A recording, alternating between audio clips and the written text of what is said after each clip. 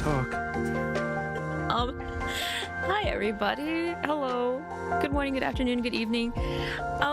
Maybe I should not give my guys any privileges to choose what they want to wear, because when I opened the game, he was wearing this, and I can't take this shit seriously ever. I can't. But welcome back to the channel.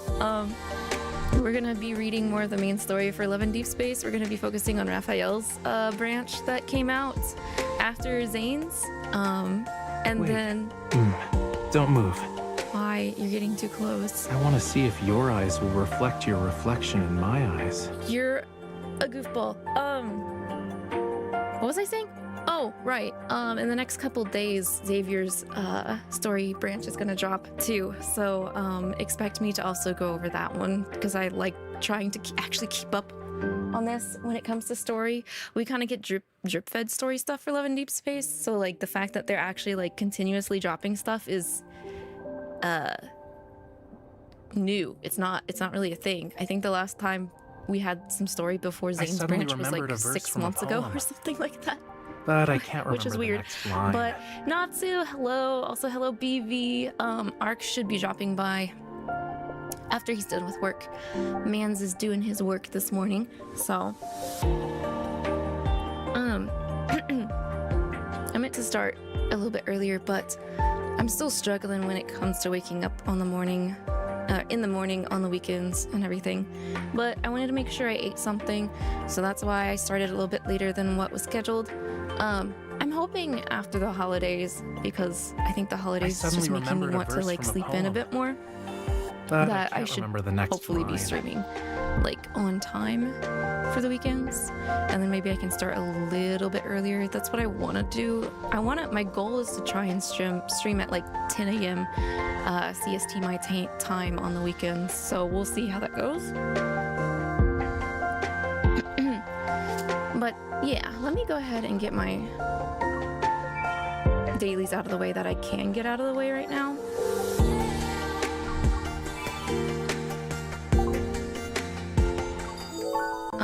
Oh right, the Cat Butler event literally just ended. It just ended. That's sad. It's sad. But then Silas's myth cards are dropping, so then my wallet's gonna be sad.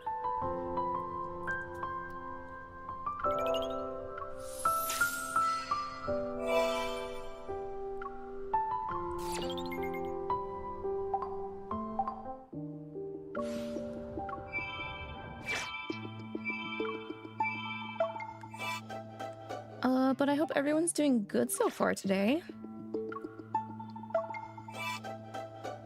I hope you had food. If you haven't ate, please eat soon.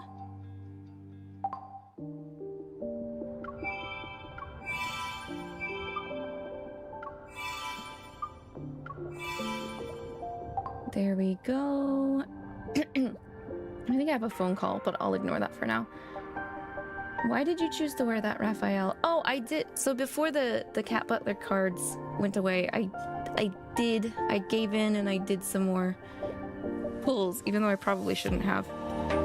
And I finally got, I got Rafayel's cat card too. Where is it? It's a bit further down because I'm trying to work on it, but I don't quite have it. Don't tell me you're not at 40. I thought I put you at 40. What level did I leave you at? Where are you? Where did you go? Oh, there you go. Yeah, this one. So I got 3 out of the 4 guys' cat boy butler cards. Not a bad haul. Not a bad haul. His story was alright. It was good. So far he's the only one that actually wears the collar. But I don't know which one's my favorite. I think Zane's my favorite out of the 3 cards that I got.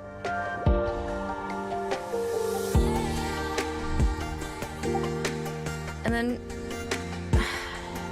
I don't have enough to do any pulls at all right now, I don't think. So I think I'm gonna be a cheap person and try and go do all the like extra side stuff. I think I have some achievements I still need to do. Yeah, I'm gonna see if I can't try and do achievements. to help me work towards Silas's new myth card drops that are happening in like 2 days. Woo. Okay. How do I get to the next branch? There it is. Land of Secret Flames. Land of Secret Flames are what we're going to be looking at today. Oh, so excuse me. My voice is still a little rough because I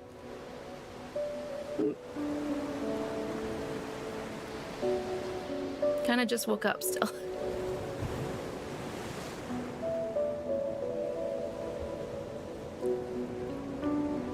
Okay.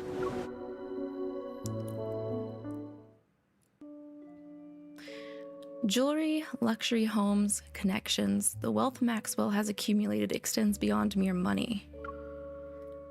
According to insiders, Maxwell, who made a name for himself, possesses exceptional jewelry appraisal skills ever since he was young. The banquet he's preparing for his wedding anniversary this year will be held on a private island. All invitees are wealthy celebrities. It'll be hard to get close to someone like him. Besides, this person is already on the association's watch list. Looks like I'll have to tap into my precious connections to complete this mission. The villa on the bay quietly sits in the cool, salty sea air. Welcoming my arrival, the familiar iron gate is half open as always. I need to remind him that his habit of leaving the door open should be broken.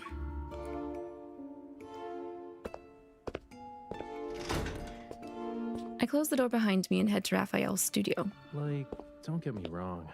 It looks so much better. But your position still isn't visually appealing. There are other people here? That's rare.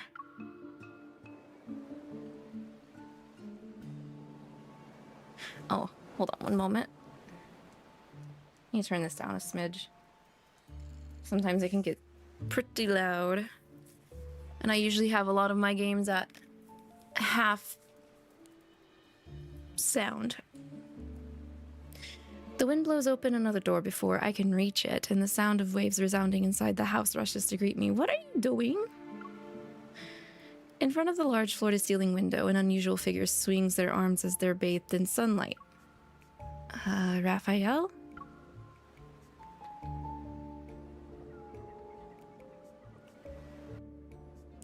Rafayel, dressed in formal clothes, turns around. A smile appears on his face as he places his right hand on his chest. He bows. Welcome, my esteemed guest. Please, take a seat.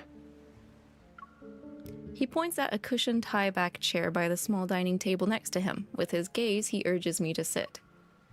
When you mentioned a concert, you were talking about this? It's happening now? Of course. The sunlight washes over the chair. A cup of tea sits on the edge of the table, and a dark red plush carpet covers the floor. He put a lot of thought into preparing this. He's not messing around. Since the audience is here, the concert can officially begin. I can't help but let my gaze fall on the thin paintbrush in Rafayel's hand. Watch closely. This isn't just any paintbrush. It's... Rafayel slightly lifts his chin to create suspense. Then he turns back to the floor-to-ceiling window. He holds the paintbrush and poses. If I'm not mistaken, that's the pose a conductor does. Is everyone ready? I look around the room again, but I'm the only one here. Even if we count the beach, only a few seagulls are perched nearby. They're preening their feathers. Cookies. Huh? Cookies? The seagulls on the beach suddenly turn their heads toward Rafayel. They stretch their necks and squawk loudly. What? Hold on. There's no time. Lemons! Huh? The joyful cries of the seagulls immediately change at the same time. They hit a difficult, high-pitched note and hold it for a while. What have you been doing? How much free time do you have on your hands to train seagulls to, like, do this with a specific word? Happy snow day? What are you talking about, Spencer? I don't see any snow outside. Did you guys get snow?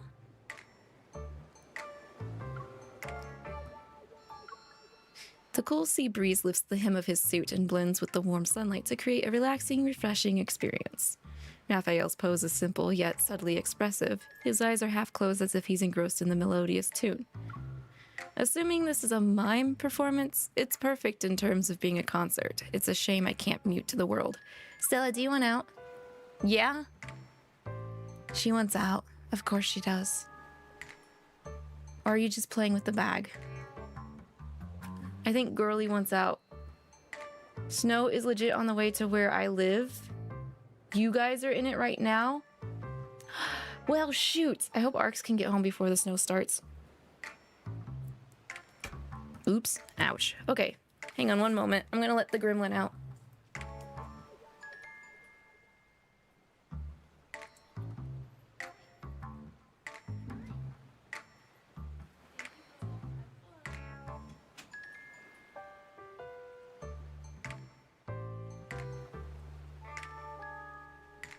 I lucked out. What do you mean? I just checked. Y'all are just south of the storm. You lucked out. Just chilly winds for you all. No snow. Oh. What if I secretly wanted snow? Because I don't think I have any plans to go outside today.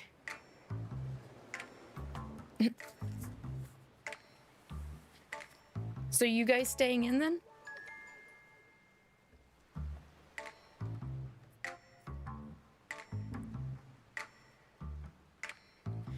Snow usually tends to miss us a lot. We just only end up getting this nasty, icky ice anyway. You're glad you have no plans this weekend. Mary works all weekend, so you're gonna marathon. Game? Which game? Do you have one picked out? Before the seagulls' maddening cries overwhelm my mind, I go to the window and set down a plate of cookies and lemons. Huh? The rhythmic cries stop. Seagulls fly in to snatch the food before scattering their satisfied. Wait, seagulls will eat lemons? Like straight up just raw? Excuse me. Rafayel watches the seagulls disband. He reluctantly puts down his paintbrush. Not only did you interrupt the conductor, but you also fed the orchestra during a concert. I've never met an audience member as audacious as you. Oh, weren't those supposed to bribe the seagulls so they stay quiet? Ivy, hey, hello. How have you been so far? I hope your weekend's been pretty good, pretty good. Beating 3D World now, then you're gonna play Astrobot you got from Mary's fam for Turkey Day, and after a bit of Astro Metaphor Marathon. That's a lot. That's a lot of gaming, Spencer. I hope it goes well. Hope you make a lot of progress. I wish I could play a bit more Metaphor. I had a pretty good time yesterday with Metaphor. But at the same time, I feel like I don't make enough progress every session with Metaphor. Seagulls would probably eat anything. Possibly. I suppose they're the pigs of the bird world. Okay, I guess that was pretty obvious. I think after my stream, like, Arx and I had been thinking about maybe going out to purchase some things because my grandma doesn't have a wish list that we can look at to buy stuff online for her for Christmas. But if it's gonna be super chilly all day, I don't know if I want to go. I don't know. I'll have to think about it. But I also need to do some gaming sessions outside of stream. I need to do some gacha makeup, and I also need to make some more progress in 14. I need to get a level 100 healer up. Tell me to bring my noise-canceling headphones next time. Rafayel points to the earbuds, headphones, and pillow on the sofa. I think it's pretty clear how I've spent these past few days. These seagulls are so noisy that I can't get anything done, you know. If I don't find a way to discipline them soon, I'll have to resort to drastic measures. The seagulls finish the food on the plate and flap their wings. They fly toward the azure ocean. Well, a hasty curtain call is to be expected for a seagull performance. Just feed them and then close the windows. There you go.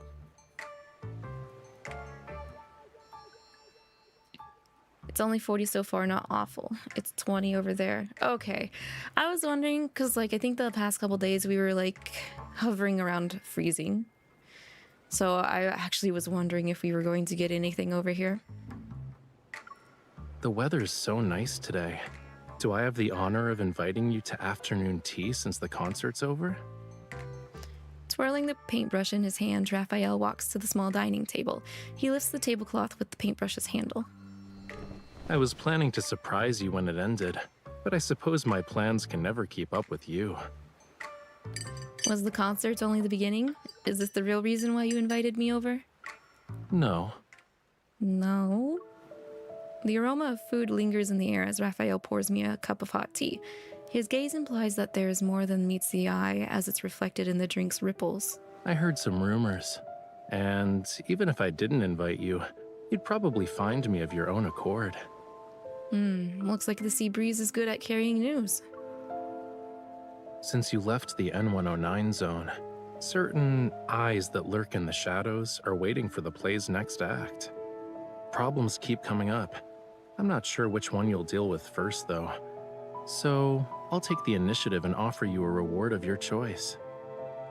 The rare display of honesty and underlying assertiveness catches me off guard. He's already in control of the conversation. All according to Keikaku. Actually, I'm not surprised. He is the one that kind of gave you up out there to cause you to get into the N109 zone. And I'm pretty sure he didn't really do it maliciously. So, I swallow my food. After contemplating my choices, I pick up my cup and extend it toward him with a question. Why don't you be even more honest? Is there something that needs my immediate attention? Not necessarily, but it is something only you can do. Me? Yes, only you. The corner of Rafayel's mouth curls up. As we clink glasses, his expression carries a hint of determination. I know this matter is anything but ordinary for him and me. Breaking the shackles of time requires patience. As they say, haste makes waste. Let's talk about your issue first, yeah? Wait, what is my issue? Aside from the fact that I have a thing in my heart to keep me alive.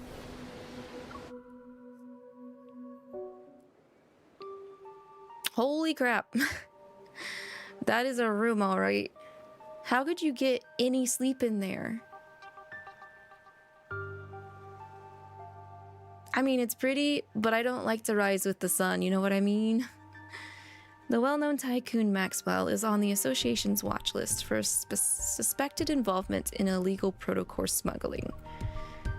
At the last auction he attended, he bought a set of jewelry that wasn't top tier for a high price and claimed it was for his wedding anniversary.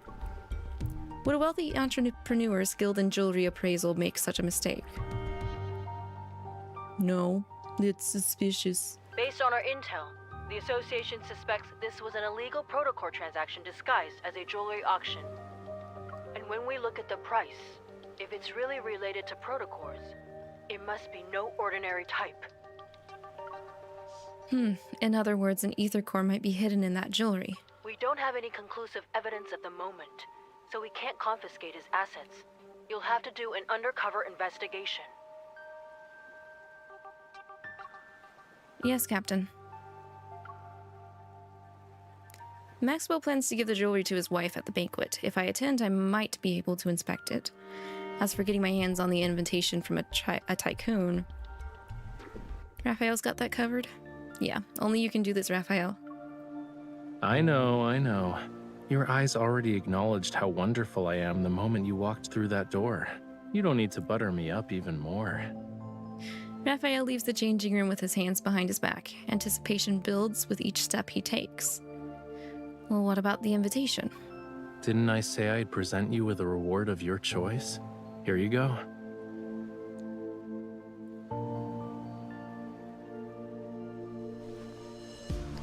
A shadow falls in front of me. Rafayel covers my face with one hand and ties something at the back of my head with the other.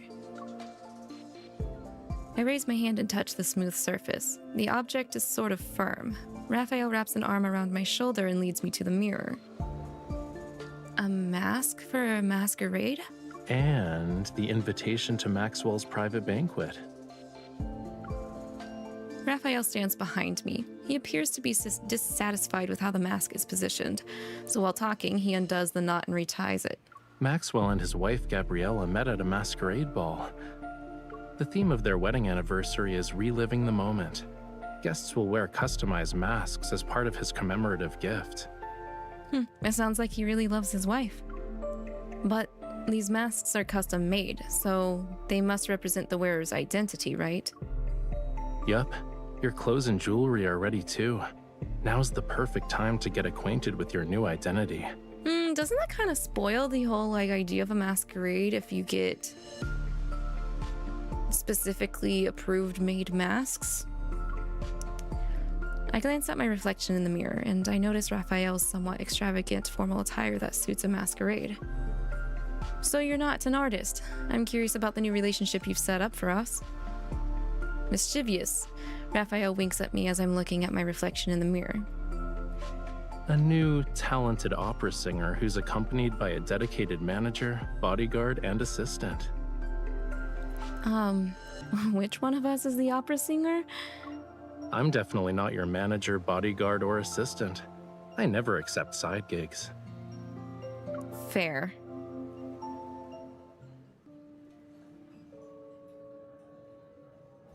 Three days later, on a luxurious yacht, the banquet is in full swing. Melodious music accompanies the event. I quietly touch the back of my head. The mask is on my face, and the strap shows no signs of becoming loose.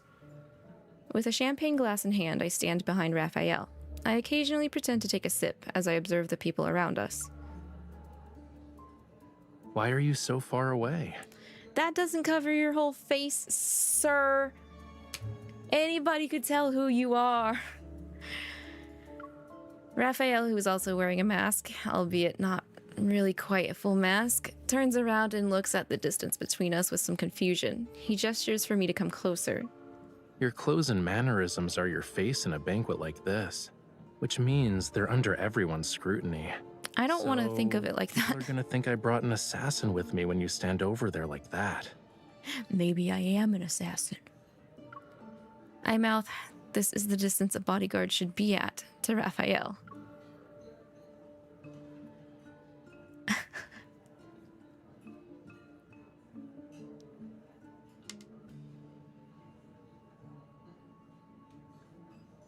Resigned, Rafayel lowers his head and walks over to stand beside me.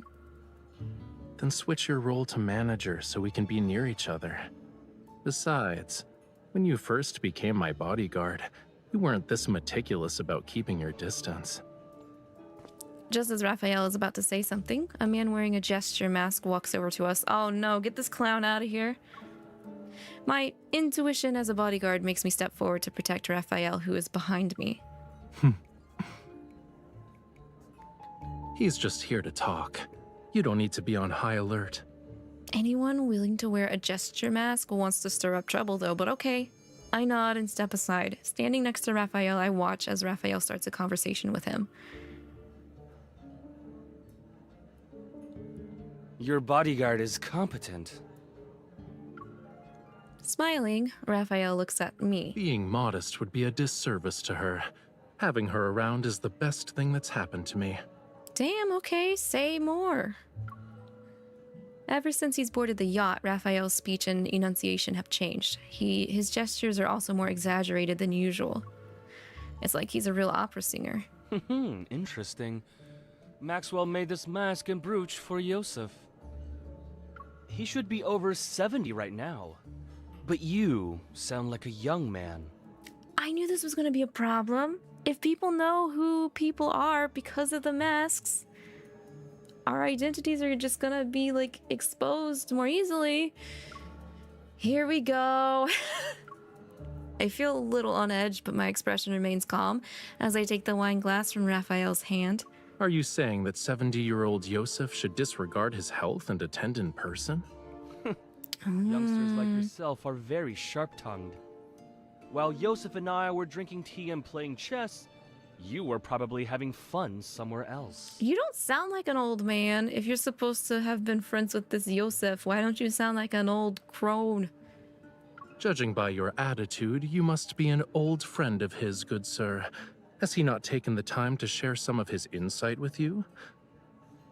For example, how does a person avoid becoming an annoying old man? Watch your tongue.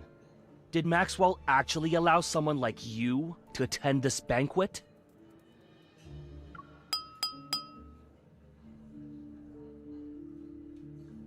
Good timing, whoever that is. On the hold of the ship, the crisp sound of clinking glasses captures everyone's attention. A middle-aged man wearing a dark purple velvet suit stands up with a glass of wine. His smile is barely concealed under his mask. I'd like to thank everyone for attending this banquet.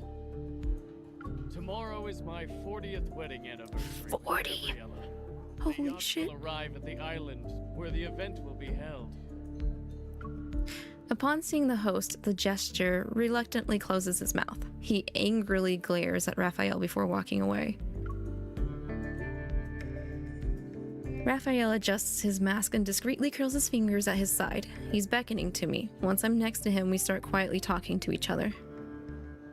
Is it time for Plan B? Yeah, remember to act natural. Leave the dramatic parts to me. I wouldn't have it any other way. You're dramatic enough for the both of us.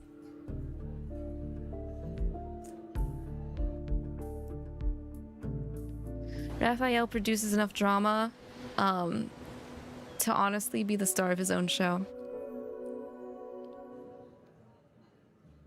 All of you have probably heard about my gift for Gabriella.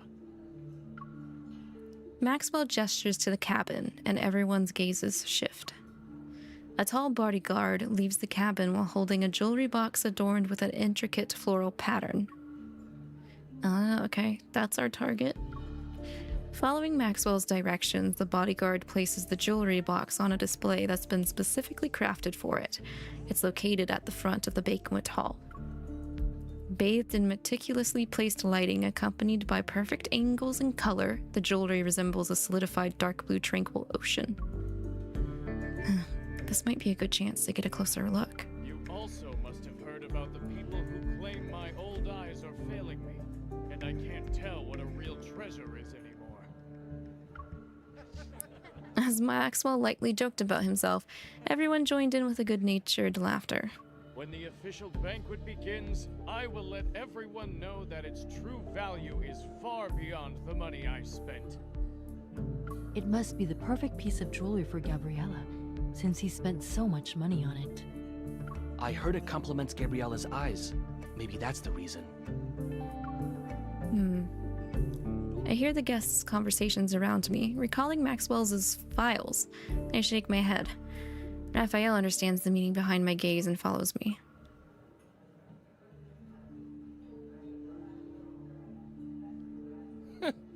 You can't wait to get closer to Maxwell. This guy is gonna be a pain in the ass the entire chapter, isn't he? He's annoying. The gesture follows us, and his unabashedly rude remark catches Maxwell's attention. What's going on? As soon as Maxwell walks away from the display, the bodyguard carefully closes the jewelry box, picks it up, and leaves the way he came. Rafayel and I exchange a glance and decide to stay still for now. This is good. Maxwell, would you kindly introduce this young man? Oh my god. Who's this young man wearing 𝐿𝐿𝐼's family brooch? He's strutting around like he's some kind of VIP. Sir, please keep your distance from my employer. What are you talking about? People like you can't even dream of talking to me. I'm about to wind up a knuckle sandwich here in a moment.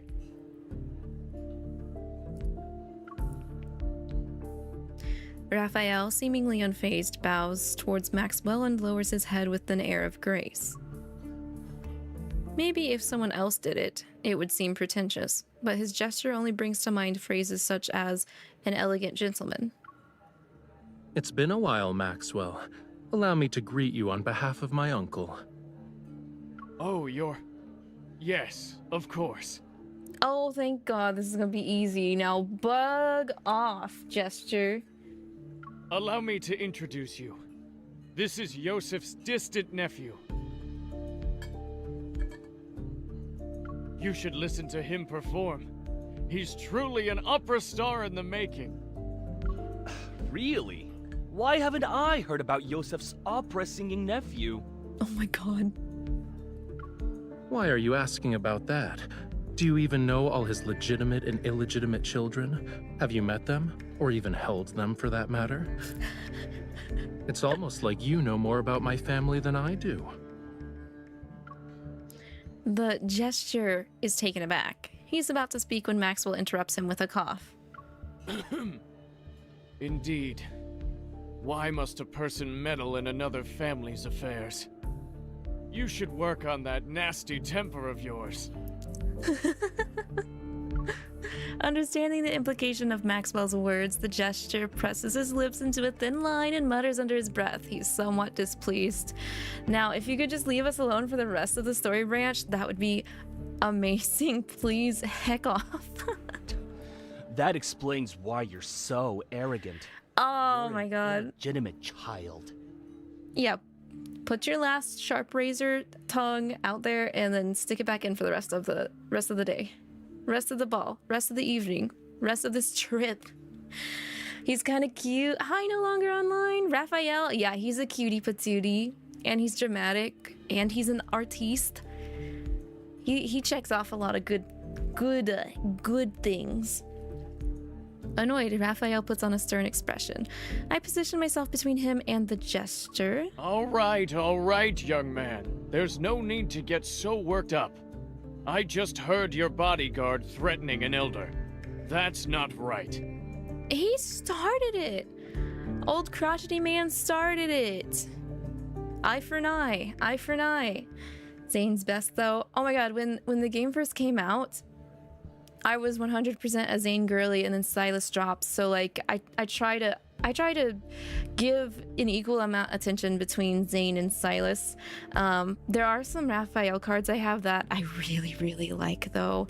When it comes to Xavier, he's definitely a Disney princess, and I do also like him too. But out of all the guys, I don't have as many cards compared to everyone else. He's the one I have the least cards with, so it's kind of hard for me to like connect because I get a lot more enjoyment out of the card stories and stuff. It just makes me simp more. So you can never like Silas for some reason. He creeps you out. Oh, I get it. I mean, it's not for everyone. The good thing about the game is that all the boys are so varied. They hit a bunch of different I guess niches or like types. I would say types. So I think they've done really good selection-wise for the guys that we have for Love and Deep Space. Am I Europe? I am not, unfortunately. I am a Central Standard Time zone, but on weekends I try to stream like early my time. I do have a couple of European viewers that drop in, so I usually stream anywhere from like, if it's gonna be daytime for CST, it's like 11 a.m. to 4 p.m. And then on weekdays, I won't start usually until 7 p.m. on my time. Maybe you'll like him when the new card comes out December 2nd. Oh my gosh, I'm not ready for his new card. I'm not ready for his new cards at all. The devs are being super cheeky, deciding to do the Catboy event and then dropping his new cards right afterwards because I'm already tapped out from the cat cards. I am pretty pleased with what I did get for the cat cards. Did you pull any for the cat event? No longer online? I managed to get Rafayel at the last minute, and then I had Silas and Zane too, so unfortunately I have that bad trait of not getting Xavier cards again, but just Zane? That's still good though. You got your favorite husbando.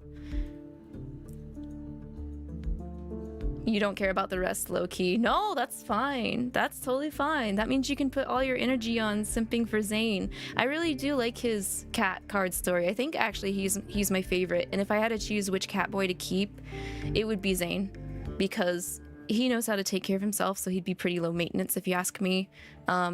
Plus, I do enjoy the massage thing. So, Arx, hi. Welcome home. Are you back? Oi, governor, I love watching the laughter during tea time with crumpets. Me too, Spencer. Me too. You like the dynamic between Zane and MC? I know, right? I'm a sucker for kind of bittersweet / tragic possible routes when it comes to love interests.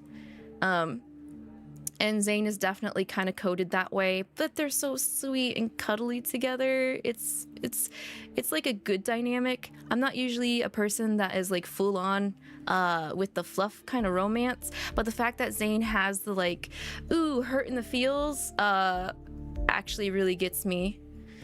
What game server? Yeah, I'm North America game server, no longer online. You are back getting set up for gaming right now. What are you gonna play, Arcs? Are you gonna get on Honkai and Zenless? I need to do that. I might do that after we get through Rafayel's story branch. Because I need to work on lighter on Zenless Zone Zero. So have you played any other Otomes no longer online?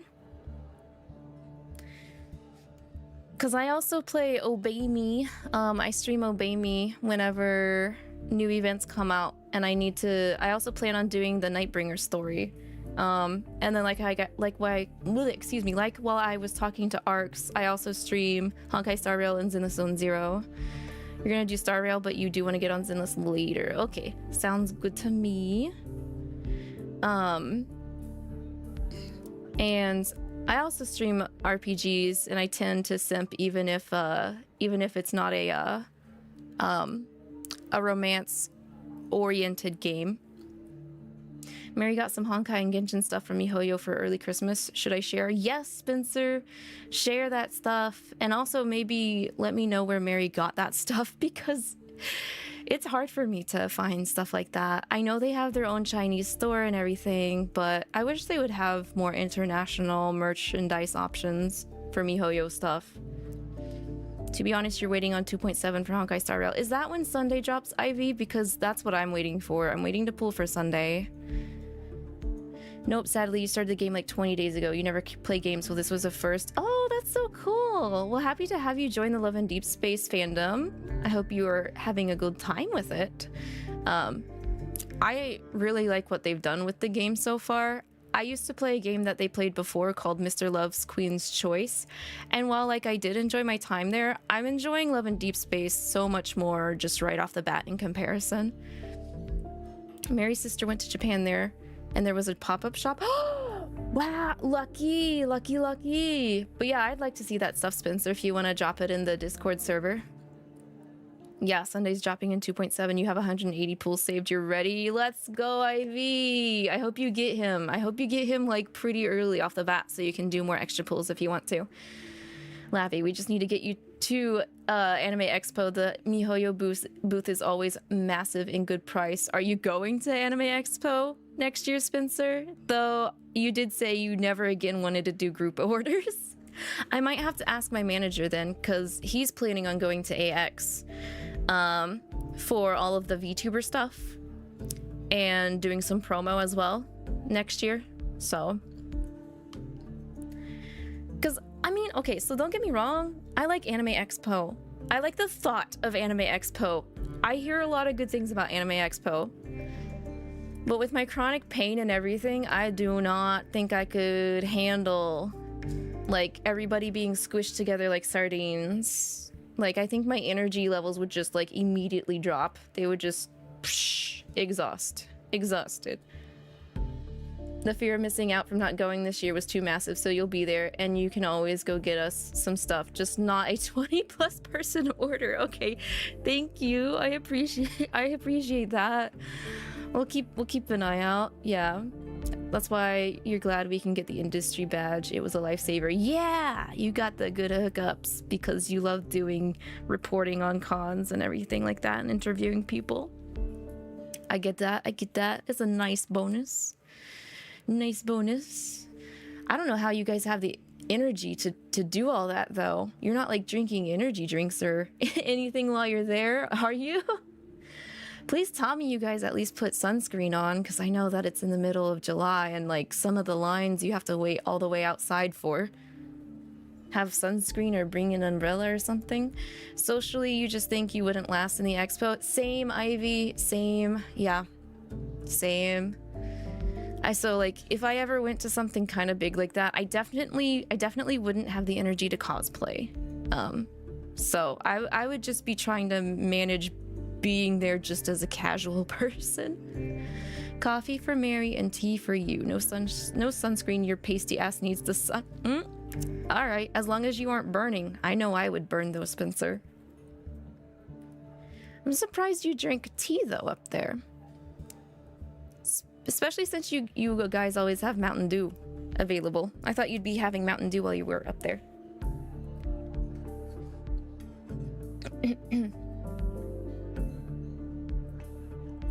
Speaking of tea, I needed a sip.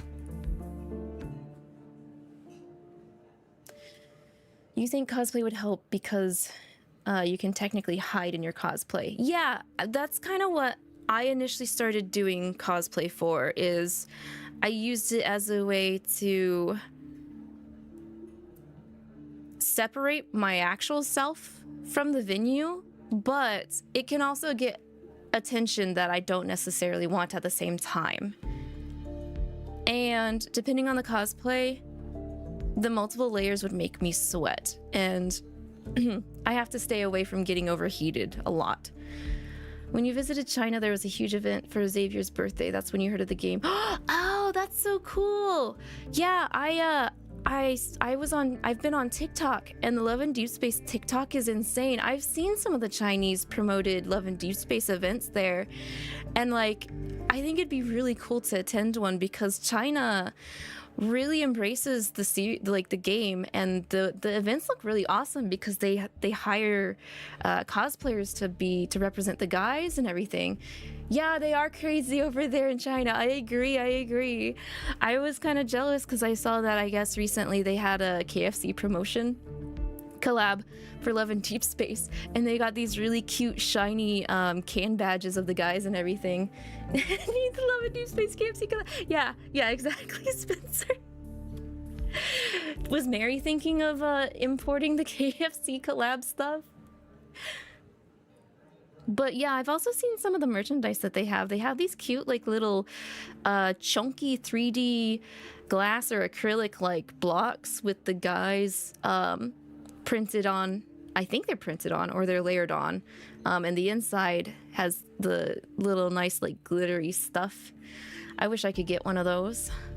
I always check Mercari, but none of the official merchandise really seems to be listed on there, so.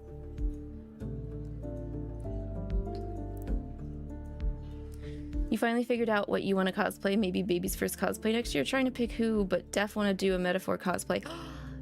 You should. I think that'd be really neat, Spencer. I'm kind of gravitating a little bit towards the pro tag. I do like the pro tag a lot. I don't think I'm tall enough for Hulkenberg. But then again, I still haven't even gotten the next party member yet, so your heart is telling you Stroll. Stroll is so tall. I do really like Stroll though. I mean, I like the pro tag Hulkenberg and Stroll a lot. Lavi in the stilettos for Mommy Berg.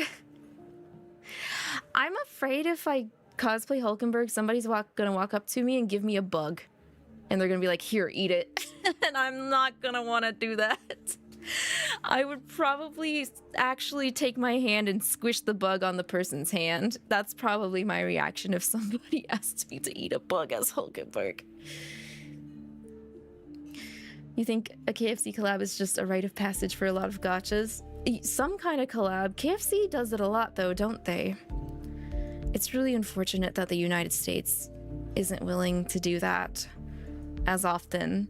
I gotta give credit though, at least we got the, what was it? Hello Kitty Yu-Gi-Oh! McDonald's collab? Was not expecting that at all. But then we had the Genshin collab and it was like nowhere near as cool as the Hello Kitty one.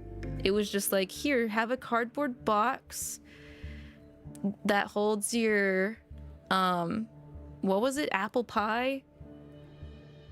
And here's either, what was it? It was like 2 Genshin characters. I can't remember their names right now. But that one felt very, very lame in comparison.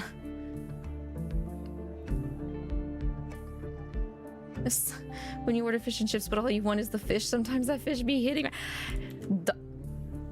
Natsu, do you just hang out here, waiting to make puns in regards to the boy?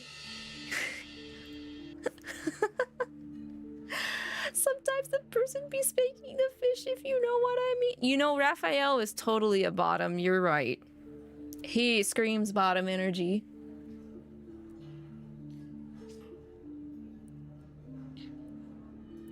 For Zane's birthday, one girl ordered 2 cruises for Zane and invited the fans? Holy sheesh! I didn't hear about that one. The commitment is like, honestly, the whole like match my freak energy I wish I could match. That's insane. You could cosplay the 4th party member if you're worried about height. Dog, I'm not gonna become a furry. You can't make me. Even if it is technically not furrying because it's a party member in a JRPG. No, if I was ever going to like have to build a suit, I honestly think I would rather cosplay like one of the monster forms from Digital Devil Saga.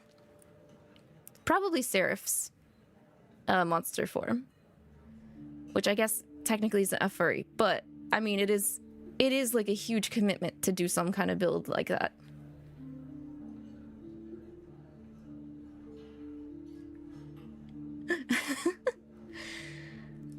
You'll always proudly rep your Genshin in-game banner for McChickens. Oh yeah, that's right, Ivy. They did give you some wings for the order. Mary loved the box just for her Beidou. I mean, good picks all around, but like, come on. I know that they are hiding better merchandise over across the sea. Sorry, no, it's fine not to. Keep them coming. I can just clip them later. It's more clip fuel to out you. You got her an unused box to keep it in the collection. Do you guys just have a cabinet in the kitchen full of unused collab menu items? Like sleeves and cups and stuff? Because I think, didn't you also do that for the Kung Fu Tea collabs? They're rich. Zane girlies are insane more than Silas's. I wouldn't put it past them. Like, the girls that still stayed 100% committed to Zane after Silas dropped, kudos to them, honestly. I wouldn't be surprised if a majority of Zane girlies are also possibly like working in the medical field just like Zane does. They make a bank. They make hella bank. I don't. Maybe that's why I slipped a little bit more over to Silas.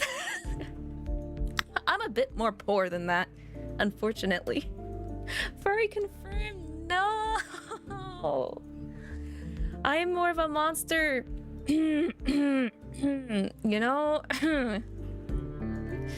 Yeah, and I forget we have a whole unused case of McDonald's sauce. Wow. Did you ever try them though? Like, which one would you say is better, Spencer? He was 5th place in the popularity poll of the best man in China or something just a few days ago. Now he's #1. Holy sheesh. Dang. Dang. I didn't know about that. Sometimes when I get on TikTok, I binge a bit, but then I don't get back on TikTok for almost a whole month after I do the binge. It's a very guilty routine. Silas became 5, so we got Zane and Silas repping for China. That's interesting because I was talking to another moot and they were saying that a lot of people in China hate Silas. I'm not really sure why, but like, I don't hate any of the guys. I know that they are the way that they are so they can cast a wider net out and have like a lot of people play the game. And plus it'd be dull if all the guys were like too similar, you know?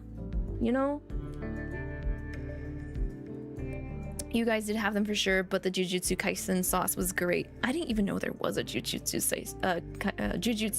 sauce. We don't visit McDonald's that often.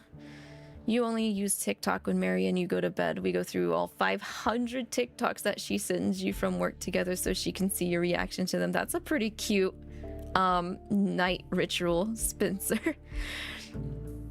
I think Natsu sends me the most TikToks, and I also end up binging them because they pile up, which is fine.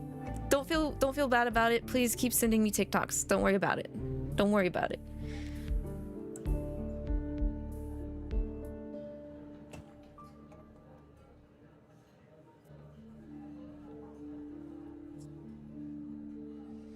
You try not to send too many. No, you're okay. It's okay.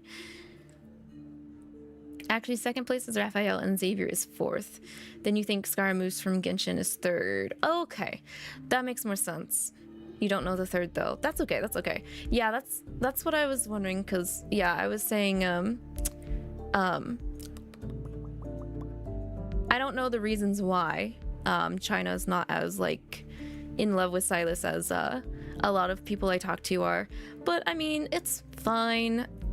I honestly probably don't want to know the reasons because they're probably really dumb, but Tan, hello, can't stay but want to say hello. Don't fall too in love with the boys. Too late. Too late, but thank you for dropping by. I hope you have a good rest of your day. I appreciate it. Raphael is second. Okay, that makes sense.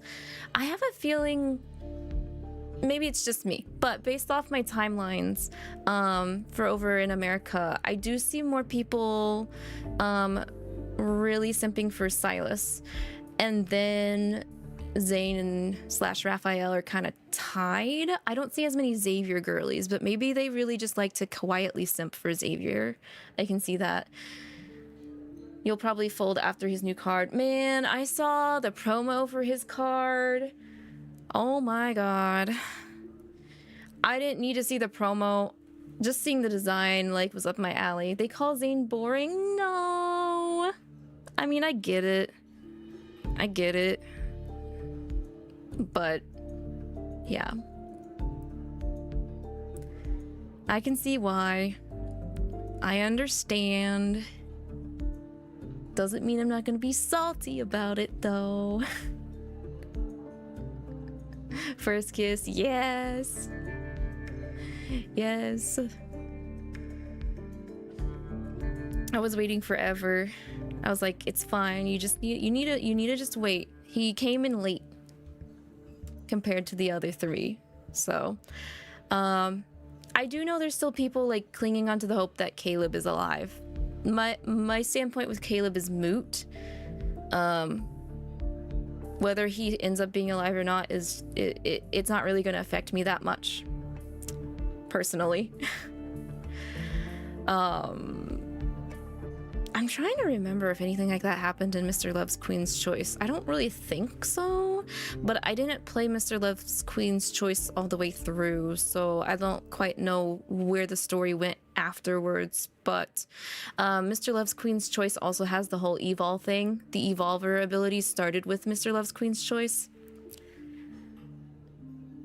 and they also had a whole different universe and like timey-wimey shenanigans happening. So I wouldn't be surprised if that's a trend that they also end up using in Love and Deepspace. Popping in after making it home. How's it going, Lavi? Hi, Yule. I hope you had a safe ride back home, and I hope if you celebrated Turkey Day that you had a good one, Yule. How's it going? We're in Yap session right now, so good timing. Glad to have you here with us. Is there going to be a Zane card on December 2nd? I don't think so. Because I think... So what's happening December 2nd is Xavier's branching story is dropping. And then they're dropping the second myth card set for Silas. So we're going to get a free 5-star Xavier card by doing the, like, exploration stuff. While that promo is running, if we log in and make sure we explore different points, each time you log in, if you get through all of it, you'll get a free 5-star, just like we had with Zane's branching story and Rafayel's branching story. But I do follow their Twitter, so let me see. I was looking on there earlier, because when I was streaming the Catboy event, I was looking at Silas's promo info. Let's see. You don't care about Caleb? Ain't he our brother figure? Yeah, it's like I'm not about that. That's not a trope that I'm into. The non-blood related, like, sibling becoming a romance option is not my thing. Let's see. Silas. So much Silas. Xavier's story branch announcement. Oh, Xavier's thing starts on the 7th of December.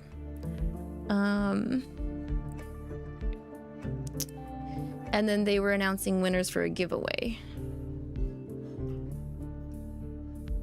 So unless there were, like, leaked rumors of a Zane card, I would say no. Because the only thing their official announcements are showing are the kitty event that just wrapped up, and then Xavier's story branch, and then Silas's myth cards.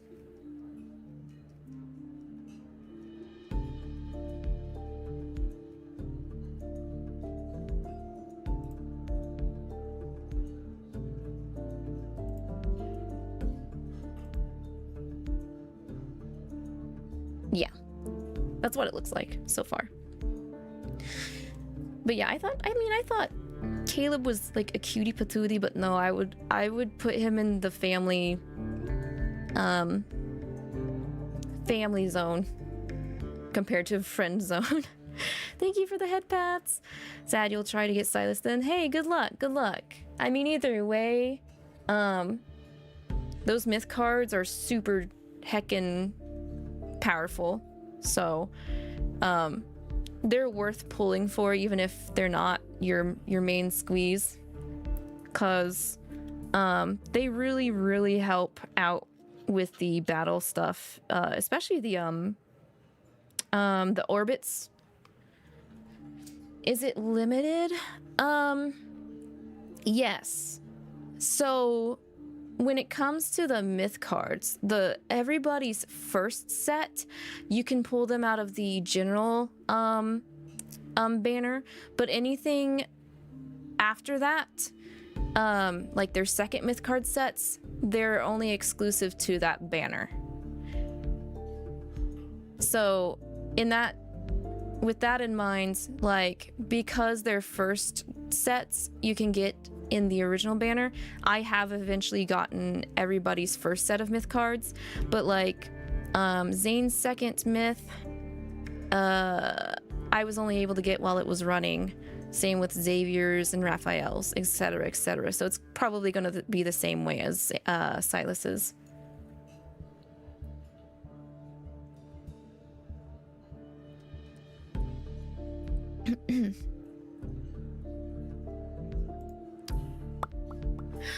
We have an ad break going on, so how's everybody doing? We'll continue after the ad break on Twitch is over. You hope they run the limited cards again in the future. That would be nice, and I don't see why they wouldn't do such a thing. I can't really recall if they did that for Mr. Love's Queen's Choice, though. It's possible that they might not do it, but like, these cards make them hella bank. So I don't know why they wouldn't want to rerun them, you know? For people that, you know, didn't start playing the game day one and missed them before. You want them as the invitation ones? They're so good. They're so good.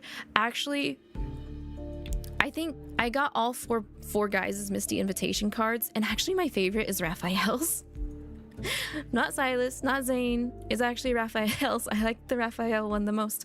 You're working Clara and Honkai Star Rail. Let's go. How much time you got left on her? Are you working relics? Are you working traces? I wasn't really particularly focusing on anyone in particular for Honkai. I think what I've been trying to do is just like level everyone up so I can get more tickets to pull in the general banner for Honkai. Because I still haven't gotten the 300 pulls 5-star freebie out of that banner yet. And I already have an E1 welt. So I'm thinking when I get the 300, I might use that for Himeko. Running relic rolls right now, specifically the sphere and rope. Is that one? Those are the ones you only get if you do Herta's thing. Simulated universe? Right? I need to start looking in my relics. But my priority for a Hoyo right now is lighter and Zenless. Because I'm completely out of general materials just to work his usual stuff right now.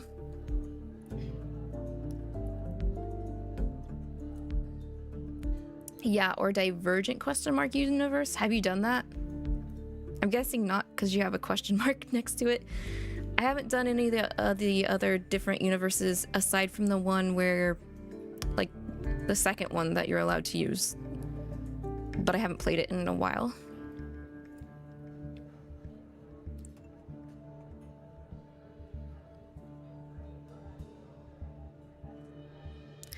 I really am so behind.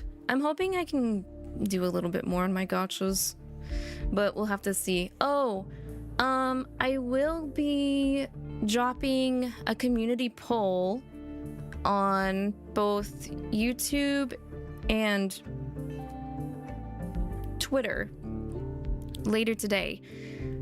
So we will be picking what winter game I'll be playing for December and January.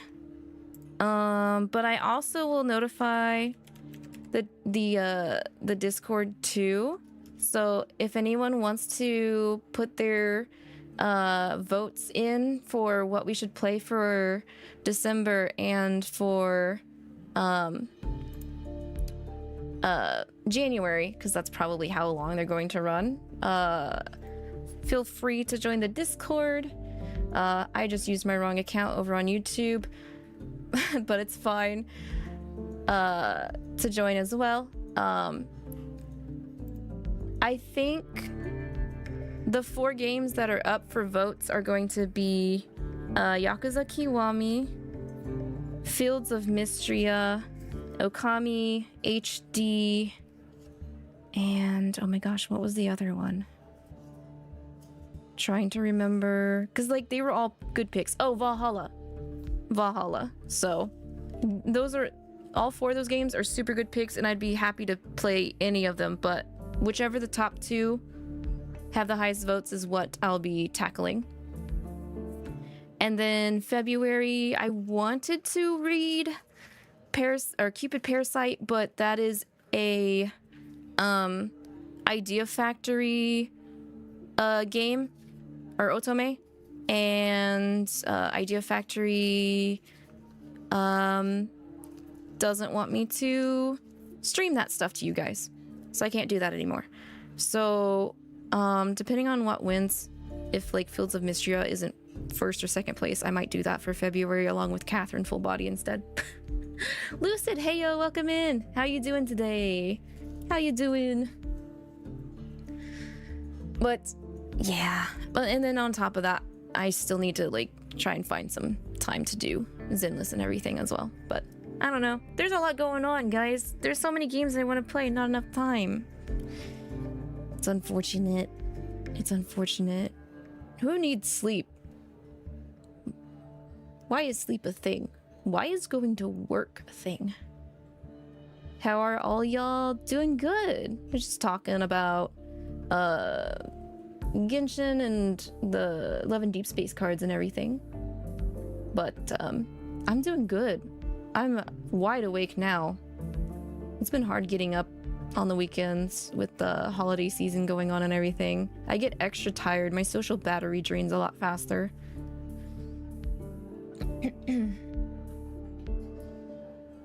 All right. Raphael's been pouting a little bit too long. We'll make a little bit more progress on the story here. Oh right. Apparently we're in the wrong because we're young kids. Sorry, I can't do anything about that. My bodyguard, who's also my manager, has a bad temper, especially when it comes to people offending me. I can't just ask her to stop being so protective of me, can I? No, yeah, I'll protect you. I have a social battery that's something you need. It's a very low battery. Like, when I mean social battery, I'm talking about like a used phone battery of like 6 to 10 years old, Lucid. Maxwell raises an eyebrow before understanding the situation. Ah, youth. For my sake, why don't you all calm down? The night is still young. There's no need to waste it on trivial matters. Raphael scoffs, but he immediately quiets down after I pat his back, then nods at Maxwell. Now that the misunderstanding's been cleared up, I'd be happy to extend this courtesy to you. Let's head back and rest for a bit. That's the kind of energy I feel. It's just like, hey, we have one social kind of clash, and now I want to go sleep for the rest of the night. You don't have one? I'd like to say it's all about practice and like building up your stamina, but then again, like it's really hard to stay committed to do something like that. Raphael offers his elbow to me. Once I place my hand on his arm, he escorts me out of the banquet hall like a performer leaving the stage. Sachet on out. Raphael heads to a secluded spot. He slows down, leans towards me, and exhales. Acting is so exhausting. Yeah, this is why I don't bother doing it. This is why you do it. You're good at the acting, Raphael. I'm not. Thanks to him, no one will question us. It should be smooth sailing for our future operations from here on out. Online, though, you'll talk, but in person, you're a quiet kid. It's like you don't even have a voice. I've had that issue growing up, going through school, Lucid. I've brought this up before, but if anyone knows the whole resting bitch face thing, apparently that's what I had going through school. So not a lot of people wanted to approach me or talk to me. And then on top of that, I had the NPC energy, so I wouldn't talk to people unless they talked to me first. So yeah, suffice to say, I definitely was not a part of the popular crowd, you know? You had the death stare. Yeah, felt that. It's a shame the script changed from nephew to illegitimate child. There shouldn't be any problems, right? The old man has countless illegitimate children. No one would bat an eye if word got out. At best, we'll get a few more disdainful looks. Well, that's good. We won't even see someone rolling their eyes at us with these masks. Yeah, it's perfect.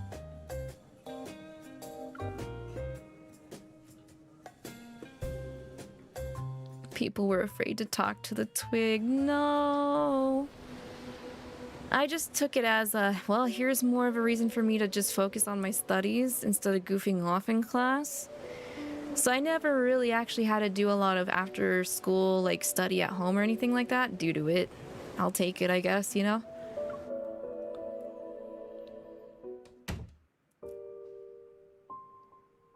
I wasn't able to get close to the jewelry, so I didn't sense anything unusual. My hair hides the strap at the back of my head. Seeing me struggle to find it, Raphael helps me untie it.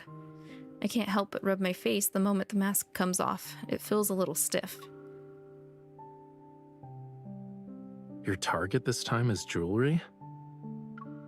He fiddles with my mask, his palm and slender fingers making it look delicate. What about you? Is pretending to be your manager, bodyguard, and assistant as far as my help goes? He gazes out at the ocean, his exposed half-face showing a pensive expression. Don't worry. I'll tell you everything when the time comes. When is that I'm gonna not be? saying anything now because I'm worried the info dump will overload your brain. Wow, how considerate. It would overload my single brain cell brain. Well, now I'm even more curious. Surely you have other questions besides what I'm actually after. Why not ask a simple one? Well, you're wearing a disguise for a reason. Are you hiding from people who posted your bounty on the dark web? It's part of the reason, yeah. But I have other enemies. They're also on this ship? They're also on this ship. I expected as much, but I still let out a soft sigh. Why do I always feel like you're dragging me into trouble? Don't worry about it.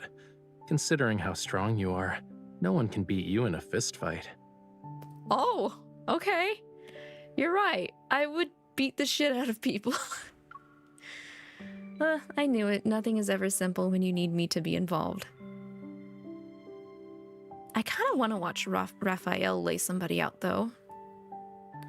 Rafayel keeps smiling. He lifts my right hand and gently presses it against his cheek. It's a gesture of gentlemanly courtesy.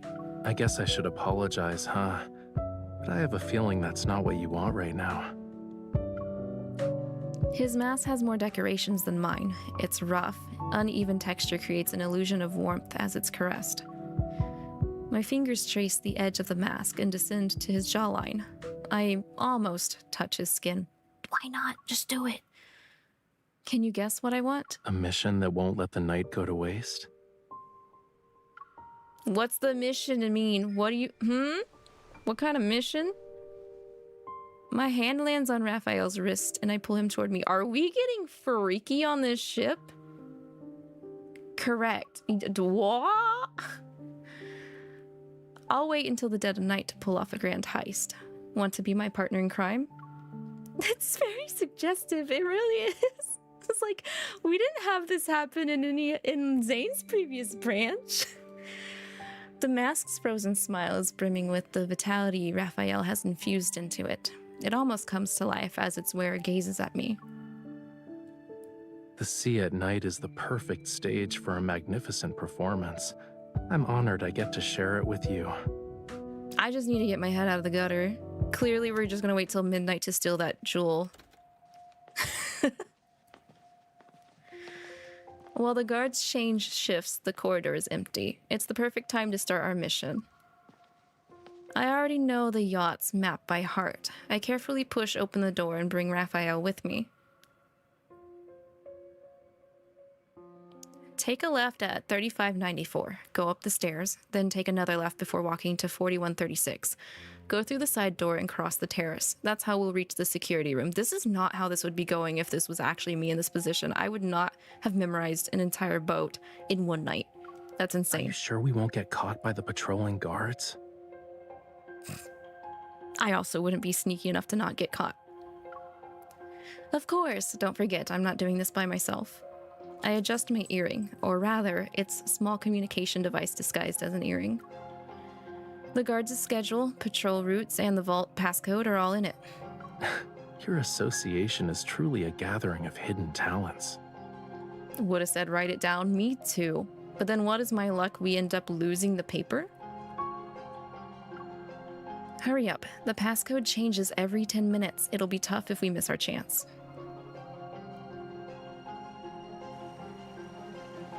We arrive at the terrace on the 4th floor smoothly. It's not long until the vault's location appears within my line of sight.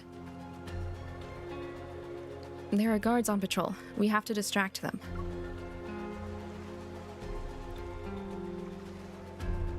That's easy. We just need an encore. A small flame flickers from his fingertip, and I nod. You're so good at this. How many people have you scared with that trick? Who asked me to be her partner in crime? Me, yes. The communication device beeps. The passcode has been successfully deciphered. I gesture to Rafayel. He nods and a tiny flame materializes. You're a good man, Maxwell. Spending a fortune just to make your wife smile.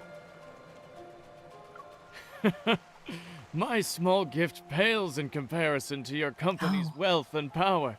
I didn't think he was gonna be out here. Is that a problem? I mean, why is Maxwell here? Here. The sound of laughter gets closer. Rafayel opens the hatch in the corner of the floor and pulls me down.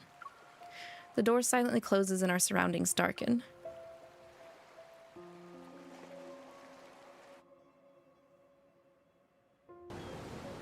Okay, there is one important thing I forgot to do before we continue, and that's glitch my character. So let me do that really quick. Hi, Rafayel! You're still wearing that. Of course you're still wearing that. Okay, we need to go to the photo studio. And quickly do... I don't want makeup, I want accessory.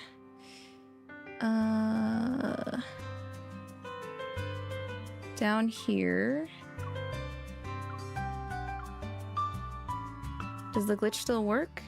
There we go. We should be glitched now for cutscenes. Okay, now we can continue. The space below the deck is cramped and small. With the faint light from the atomic emergency light, I can barely make out the piles of items.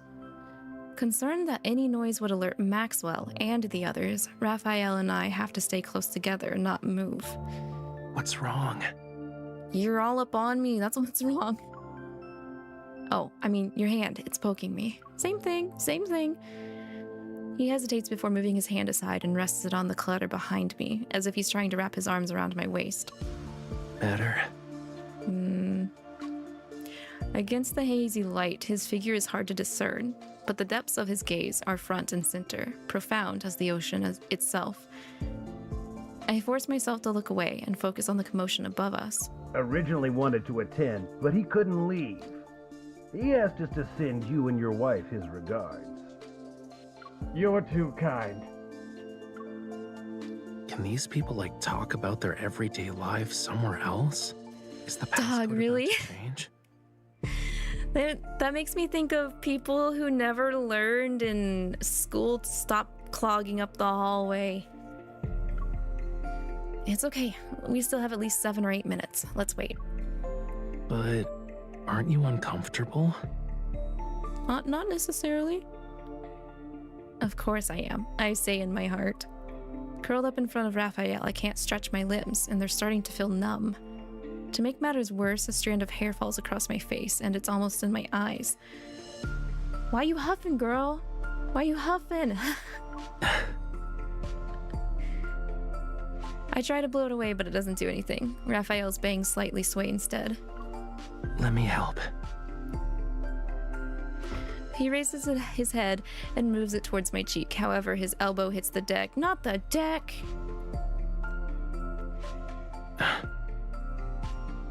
Luckily, the people on the deck are still chatting and laughing. They didn't hear us. And they were roommates. Energy perfect. Hi, Soren. How are you doing? I hope you had a good turkey day if you celebrated. I had a big food coma. I'm still trying to shake it off. I'm fine. I can deal with it. I try to suppress the strange feeling of the hair on my face, but the more I try to ignore it, the more I focus on it. After a few more moments, tears well up in my eyes and my vision starts to blur. Don't move.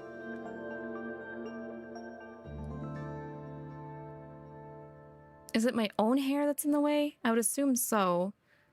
He lowers his head. Suddenly, I can see him in much greater detail. He's so close that his eyelashes almost brush against my cheek. Accompanied by the faint warmth of his breath, his nose touches the area between my eyebrows. Did he just give us a nose kiss? Following the curve of my brow ridge, he slowly moves that annoying strand of hair to the side.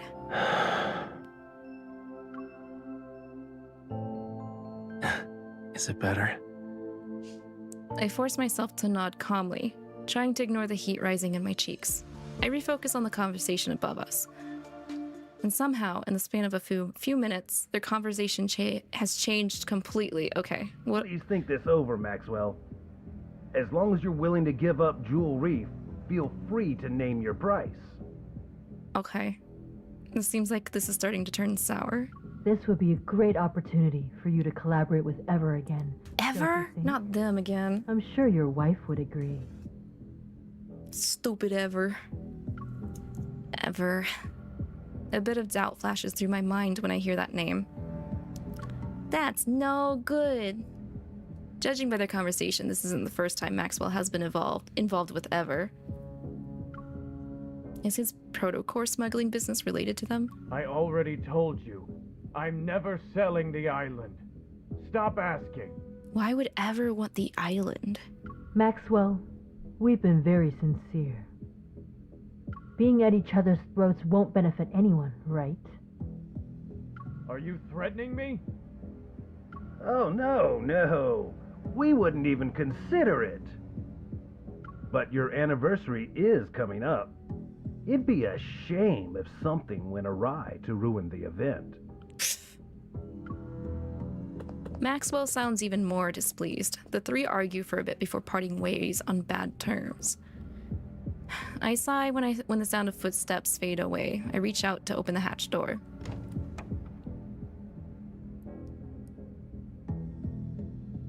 Are they gone? Yeah, you can come out now. We'll be able to make it if we hurry. Rafayel leaps onto the deck first, then he turns back and pulls me up. Sneaking around on a yacht is more annoying than fighting a wanderer. Really? Your reflexes and skills are remarkable. You might want to consider working as a spy. Nope. I know I would fish in mail as soon as I did my first one. Nah, I'd rather just unga bunga and keep fighting wanderers. No thanks. That means always being in a life or death situation. I just want to focus on staying alive. After closing the door, I'm about to stand up when I notice a figure in the distance. It's Maxwell again? Come here, Rafayel. I yank Rafayel down, and he stumbles and ends up crouching. Who's there? No one. No one's here. Rafayel pauses. He quickly realizes what's happening. Reacting faster than me, he cups my cheek. Oh no, we're not gonna do the, midnight sneaking out, come and get some lovers, spiel, are we? Why are you crying? Are you feeling unwell? Or did I do something that made you upset?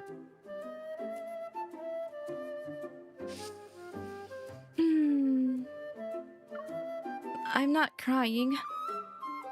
I frown, pretending to be angry and aggrieved as I look at him. Yes. But look at your face, cutie pie. Your cheeks are puffed out like a hamster's. Didn't you say the grape mousse at the banquet was delicious? We can order another one later. Stop using food as a way to make me feel better. Oh yeah, the grape mousse. Oh man, so divine. Wish I could have had another serving. Why can't I have another serving? You don't want to eat it? I do. I knew it. Oh my god. This performance is making me gag. I mean, this performance successfully makes Maxwell stop in his tracks. He squints to scrutinize the two of us. These youngsters flirting at midnight on my yacht. Are you? Maxwell? Cutie Soren, he says... Rafayel says so many things I want to punch him for. I don't know, actually. Would you... Okay. So, Rafayel and Silas are the ones that will give us nicknames, right? Rafayel will say cutie, cutie pie. Silas will say kitten and sweetie. Which one would you rather deal with? Rafayel turns his head. Upon seeing Maxwell, he appears surprised. He quickly helps me stand up. I wipe away my imaginary tears, lower my head, and pretend to awkwardly hide behind Rafayel. Good evening. This is embarrassing to say the least. Did you have a fight with your girlfriend? It's just one of those lovers' quarrels, you know. It's not a big deal. I thought we could take a breather. To be fair, it didn't say what 𝐂𝐃𝐕𝐈.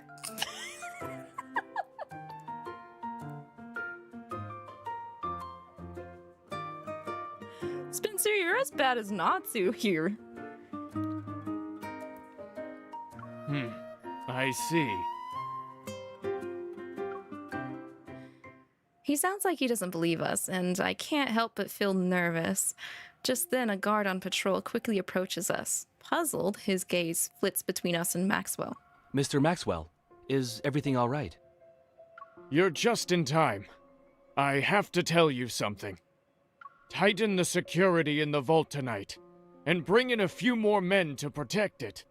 You must keep a close eye on the jewelry and the deed to Jewel Reef. Well, that's gonna make our mission harder. Understood. Dang it.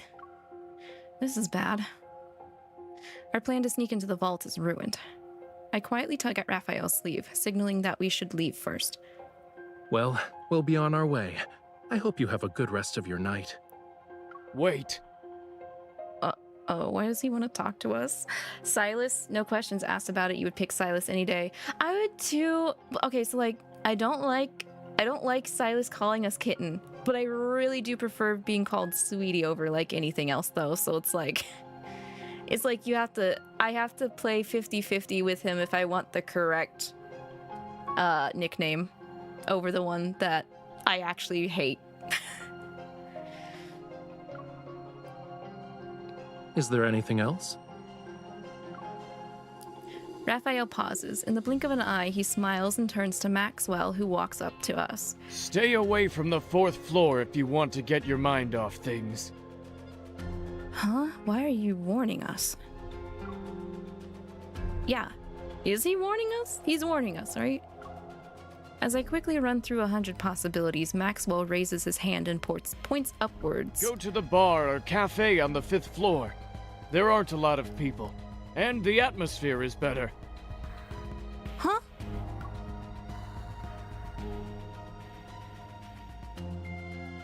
That's weird. Next boy in the game will call you Schnook. That's such an outdated one, Spencer. You don't call Mary that, do you? Wait, what do you call Mary? Do you call her honey? Do you call her waifu? The Silas kitten thing's too hilarious to you. I get why. I understand the dynamic because Silas is represented by a crow and it's like, you know, cats and crows and birds are enemies in a sense. So it helps further their dynamic. But I can't take it seriously. I really can't. I would tell you what we call each other, but you would cringe. Oh. Try me, bitch. We would have already gotten the jewelry if it weren't for those 2 island buyers. Missing the opportunity that appeared before us, we returned to our room, and even though I'm upset, I have a new suspicion. There must be something everyone's on that island, otherwise they wouldn't be so focused on it. Who knows? Maybe they have too much money to spend. Rafayel removes his mask and sets it aside. He rubs his wrist. Before I injured my shoulder, now it's my wrist. It seems like my hands have to get tortured somehow whenever we're together. It was an emergency. Are you hurt? Let me see. Of course I am. Look.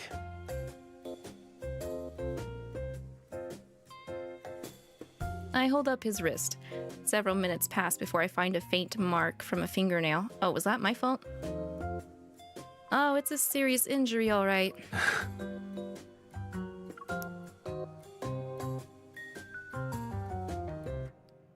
Rafayel unbuttons his cuffs, loosens his collar, and sinks into the chair. He eases himself into a comfortable position.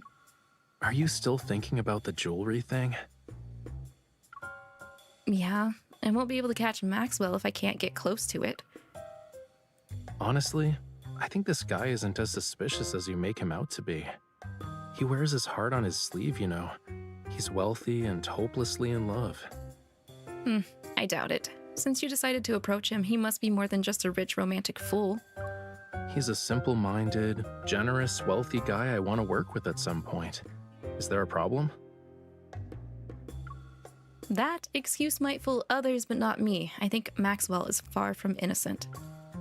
Since this involves the association's secrets, I can't say much. I'm forced to beat around the bush. The protocore smuggling he's doing isn't a simple business venture. Is that so? Why would someone be looking for us at this time? Did we get noticed? I can't help but be on edge. Oh, someone knocked on the door. Relax. You're practically wearing "I'm not innocent" on your face right now. Even if they have ill intentions, do you really think the two of us can't handle it? You're right. Rafayel opens the door, but before I can see who it is, he turns around. He's holding a tray. Grape mousse? Aren't you hungry after working for a whole night? Wow.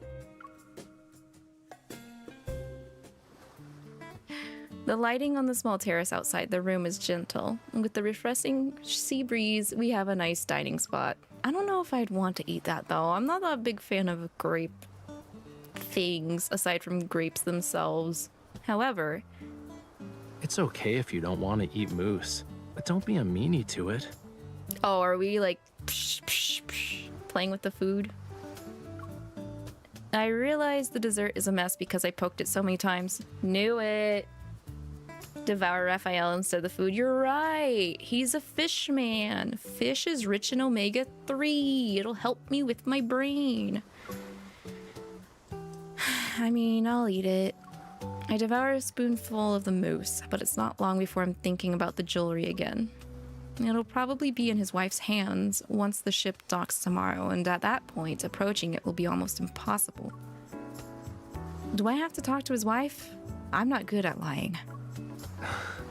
I see you're genuinely hungry. He scoops the grapes off of his dessert and gives them to me. If you can't come up with anything, stop thinking about it for now. Where there's a will, there's a way. Maybe we'll get our chance once we reach the island. Shouldn't those two Ever people be a bigger problem than Maxwell? You know what? He's not wrong, but we don't have anything on them. Their obsession with buying the island is a little weird, but you can't blame them. If you compare Ever to Maxwell, then that protocore smuggling stuff isn't something to be concerned about. Why are you heavily trying to redirect us? I'm a bit surprised, but I start thinking. Rafayel's intelligent networks is complex and full of secrets. If he's saying this, then he probably knows something. You do have a point. I'll keep an eye on them. Too bad I didn't get to see those two. We should try and follow them in case. Okay, it's time to stop using your brain. Stop suggesting I do, then. Rafayel waves his hand in front of me. His expression becomes stern. I told you that so your mind can take a break. It wasn't so you could throw yourself into another problem. Well, you did a bad job at trying to do that. Clara set acquired, let's go. Hey ho! That's great, Arcs. Did you already max them out? Or do you need a grind for EXP materials? But like a magician, he pulls out something to feed me. I bite down and the candy sweetness floods my mouth. What do you mean you had candy on you? Right now, you're only allowed to think about one thing. One thing. Which is replenishing your energy before going to bed. Wait, aren't we supposed to go to bed to replenish our energy? That's just gonna give me insomnia.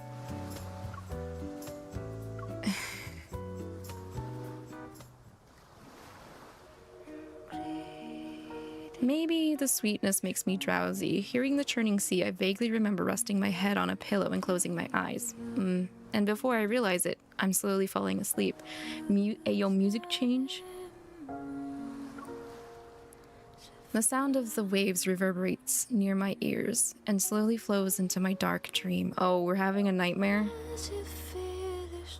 That's not good. Faint moonlight spills over the pitch black sea, carrying an ethereal chant from afar. Man, Lucid, I wish. I guess we're not getting that wish.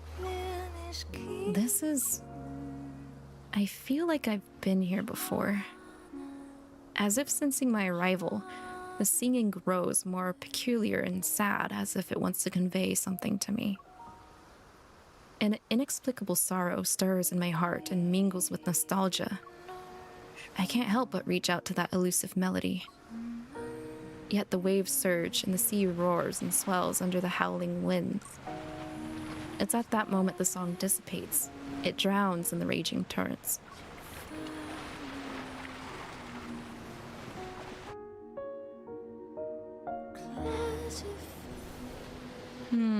You have all relics at 10 and you need to grind more mats.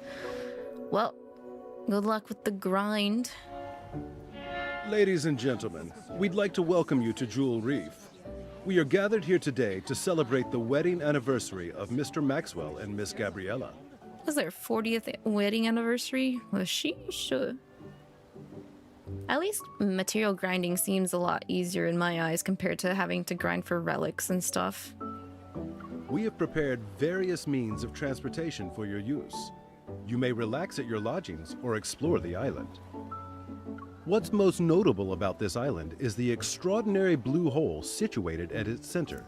I'm sorry, what? It's a rare marvel of the world. This island has a blue hole at the center. Has anybody explored its blue hole yet? Ah! The what? I know, right? The next day at noon, the yacht reaches the island. A middle-aged butler welcomes the guests. The ceremony will be held. Is this why I ever wanted the island? Because it wanted the blue hole for itself? Sure, all attendees can make it to the manor's banquet. You know, you're right. I'm interested now on this about this island too. The butler guides each guest to the cars individually. With a smile, he turns his attention to us. Do you need anything, sir? We're good, thank you. He's feeling a little land sick. Rafayel leans against my arm. He raises an eyebrow and reveals a slightly disgruntled expression. I have a headache because someone had me appreciating the sea breeze with her late into the night. I'm sorry? I guess I'm sorry? It's normal for sea creatures to have allergies on land. I understand. Maybe you should stop trying to understand.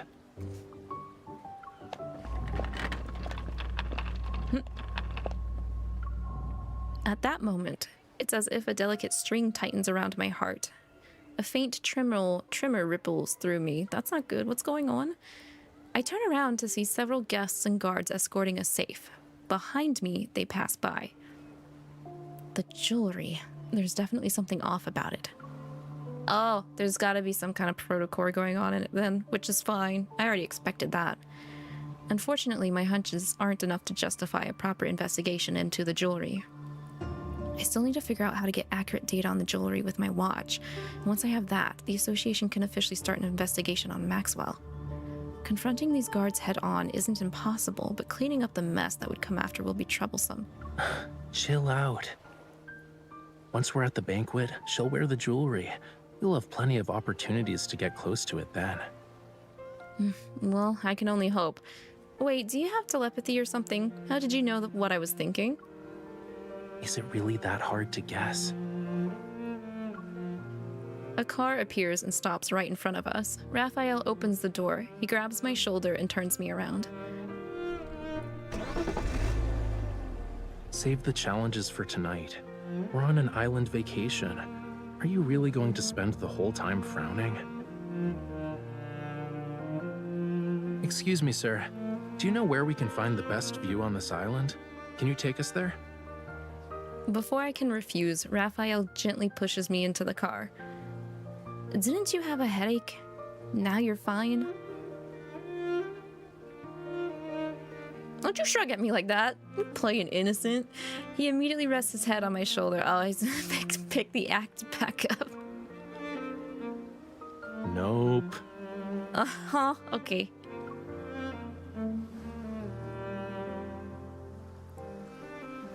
Oh, guys, look, it's the blue hole. The driver proves himself to be very diligent. He takes us to a tranquil place by the sea. Actually, wait, is that the blue hole? It's not the center of the island. Maybe there's another hole on the island. Raphael and I walk on the grassland. One side is an expanse of lush vegetation, and the other side is the azure sea. The underlying anxiety in my heart slowly dissipates, perhaps soothed by the breathtaking scenery. I heard about this rare blue hole before. We gotta check it out to make this trip worthwhile, don't you think?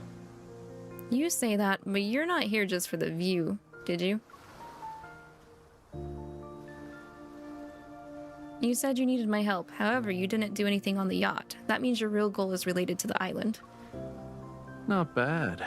You want to keep going and guess what I'm aiming for? The bottom of the blue hole? I start to think, if there's one thing that Rafayel is particularly interested in, then this place is related to Lemuria. They say time works its magic on everything. Who knows? Maybe this tiny island was once a small garden in Lemuria thousands or millions of years ago. I can't say for sure if it was a Lemurian garden, but many, many years ago, this place was part of the ocean. He crouches down and separates a small cluster of grass to unveil the rugged, rocky surface below. Look, these are traces left behind by a coral reef. I crouch down next to him. I look closely, but I can't make out anything.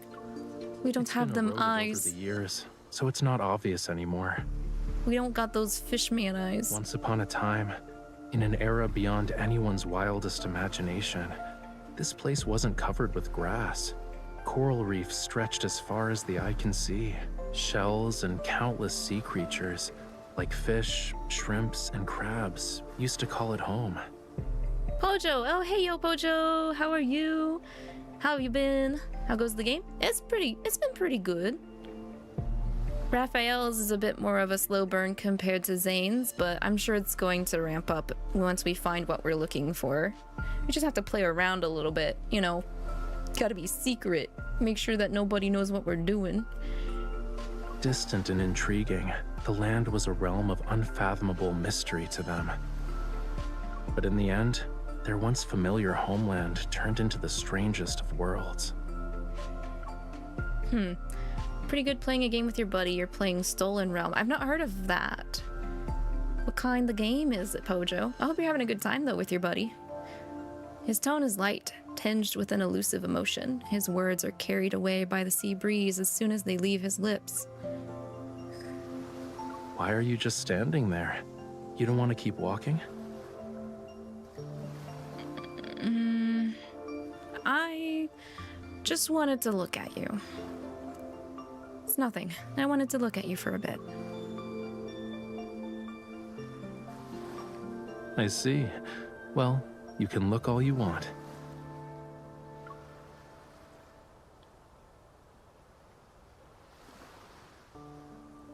I didn't want to dig any deeper about the Lemurian.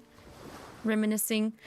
When it comes to Raphael and Lemuria, I'd rather him tell me than have me prod him about it. We walk along the coast. As afternoon sunlight dims, the sea breeze becomes slightly cooler. With every step we take, the terrain gradually ascends. Out of the corner of my eye, the dock we arrived at earlier has turned into a distant white speck. Looking down, I notice the rocky tidal flat, where a small boat is beached on the shore. Is that supposed to be a decoration? Judging by its structure, it looks like an antique from a few centuries back. But it's in good condition. The main sail and jib are intact, and the hull looks fine. Once it hits the water, it'll be gliding through the waves. Well, at the very least, it's more reliable than the boat we took to Hat Island. Oh my god, that freaking boat. Raphael clears his throat and looks away. He pretends to be nonchalant about it. Smiling, I meet his gaze. You're the one that picked the boat! So, it's not my fault you got seasick. Speaking of which, why don't we have quite a strong connection with boats and islands and all that? Or don't you think we have quite a strong connection? My bad. The last time we were on an island, we basically got shipwrecked and ran into some wanderers. Who knows what sort of surprises are waiting for us? I guess there's a lack of faith, huh? It's only natural, given our past experiences. Take this moment, for example. You said you'll show me the blue hole, but we've only seen flowers, plants, and rocks. Get your mind out of the gutter, Lavi. Don't say anything. Whoa, easy there, cutie. Look, we've arrived. Rafayel's gonna show us the blue hole. There it is. Different from the coastline earlier, a deep blue sea appears before me. A massive blue hole is nestled beneath the circular cliff where the sea seems to have ceased flowing, transforming into a mesmerizing blue gem. Peering down from the edge, I feel like I'm looking straight at the deep sea's soulful eye. Yup, that's a blue hole. Watch where you're going. Don't let it lure you in. I'm such a child. Rafayel grabs my arm and pulls me back. Well, Maxwell picked a decent venue. This is actually the best spot to view the blue hole. Once he shows your blue hole, you might get to see it. Spencer! I look into the distance and spot a cluster of mansion-like buildings on the lower land across from us. A few figures can be seen. Waiters are preparing for the banquet. We're never going back to the banquet, are we? It's beautiful. No wonder Maxwell chose this place for his wedding anniversary. It's not just beautiful. He picks up a small stone and throws it. It lands on the edge of the blue hole before vanishing into the dark blue depths. The It's not a oxygen portal, levels is are it? super low in the blue hole, and light can't even reach it. Barely anything can live there. So, over time, all sorts of rumors about it began to emerge. Some say the blue hole is a gateway to another world. Others believe it hides countless treasures. Who knows what else hole we'll see? I know, right? Well, Silas showed us the Deepspace hole. Now Raph is showing us the blue hole. So you're right. What's next? People tend to have a wild imagination when it comes to unreachable locations. But there's not any concrete evidence to debunk these rumors. An unimaginable secret might be hidden in this blue hole. Rafayel turns his attention to the blue hole. His clothes billow in the wind, and he looks like a bird ready to take to the skies. As if at any moment, he's about to dive straight into the profound dark blue abyss. An inexplicable tremor reverberates from the depths of my heart. Yet I'm not sure if Rafayel's words or distant call from under the sea caused it.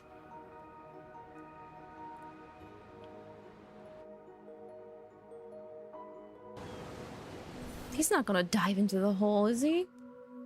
Would he do that? It's 7 p.m. The ceremony for the wedding anniversary takes place as scheduled in front of the manor near the blue hole. Amidst the guests' applause and cheers, Maxwell presents the jewelry to his beloved wife, Gabriella. Wearing a mask, I hide with Rafayel in the crowd, listening to Maxwell passionately recounting how he first met his wife. The gemstones used in the jewelry are from the place where they fell in love with each other. Talk about being hopelessly lovey-dovey. Well, there were many rumors about why Maxwell bought it. Turns out he had a romantic reason. But it's also disappointing, in a way. However, this is only part of my gift.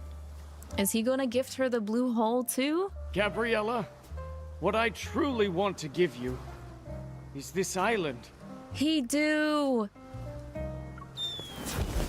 As soon as Maxwell finishes speaking, fireworks explode in the night sky and cast a colorful glow upon our surroundings. So man, that's unfortunate, guys. We will not be exploring the blue hole.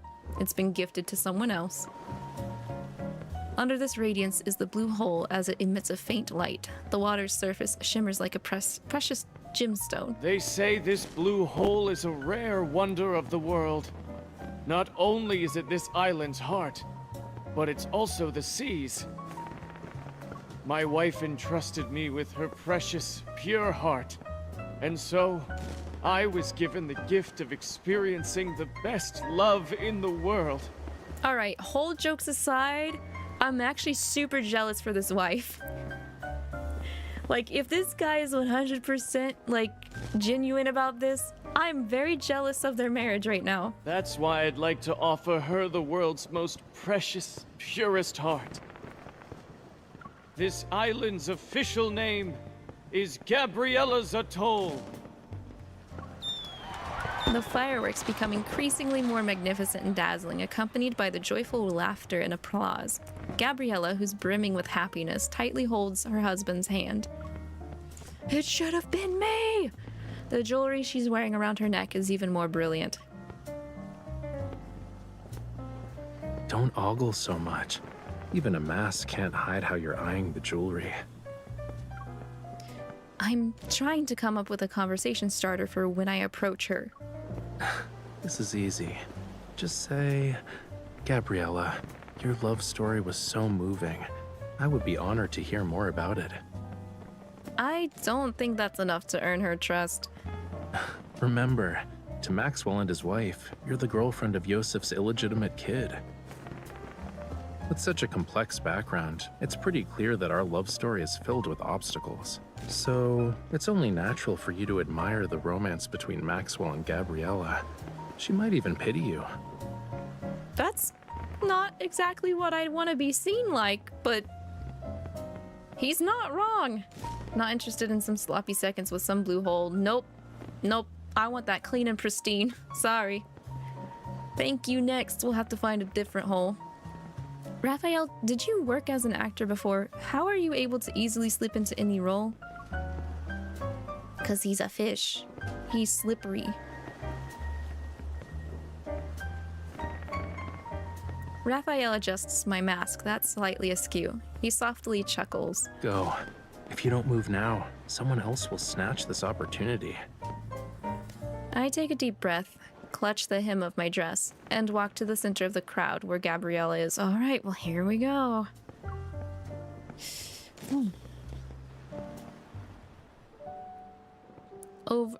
Over half an hour later. How was it? Awful. I hate talking to people. There weren't any energy fluctuations.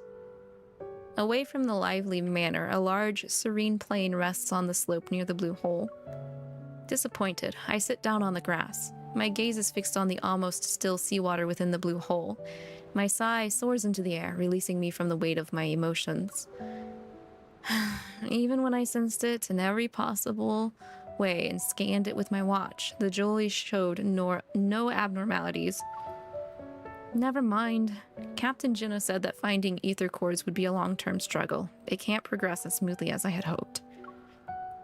I'll treat this as an island vacation. I haven't even started comforting you, and you're already coming to terms with it? Well, I mean, there's no use just moping about it. The fact that it didn't work, it doesn't work. How are you going to do that? I'm willing to listen to your plan. Rafayel props up his chin in his hand. It appears as if he's lost in thought for a moment. I haven't made up my mind yet, you know. But maybe this will cheer you up? He takes out something from inside his coat. It's a small bundle of sparklers? Take one. Okay.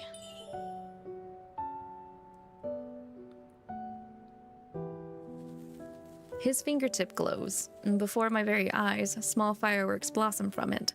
I can't help but laugh. Rafayel, I discovered one of your new skills.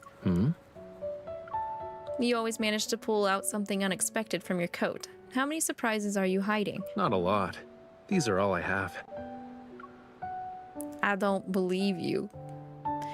But he ignites the remaining sparklers and passes them to me. In my hand, they magically transform into a dazzling bouquet. Seemingly attuned to the mood, the sea breeze subsides and allows the sparklers to glow until they flicker out. Then, it rises with the tide.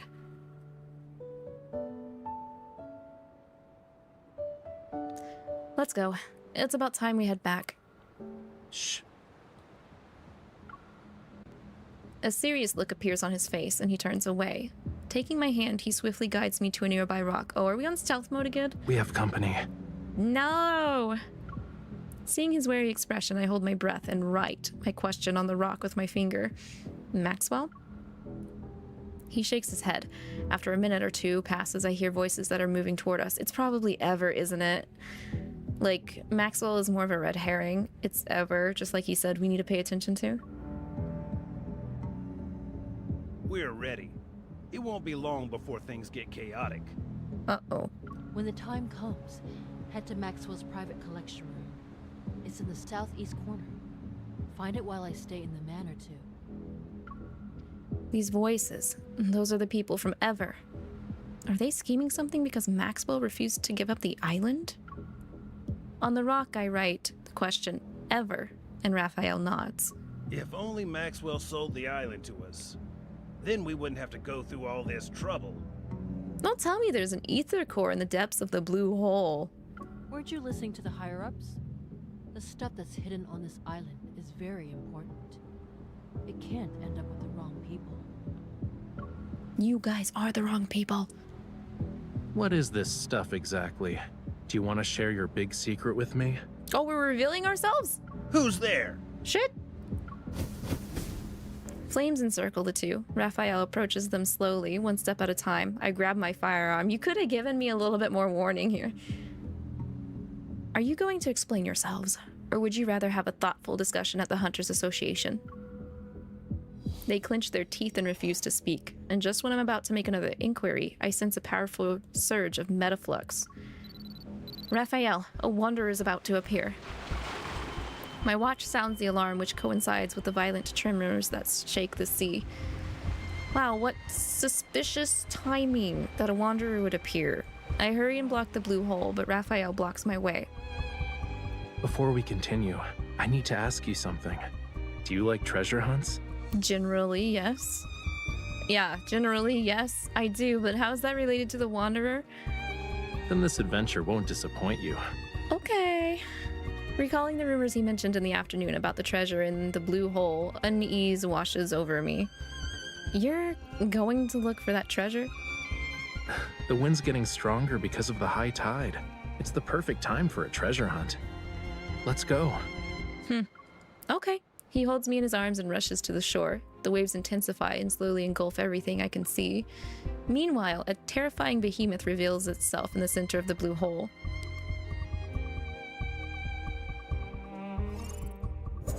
Oh man, look at these weak-ass cards. Okay. We'll just let them do their thing.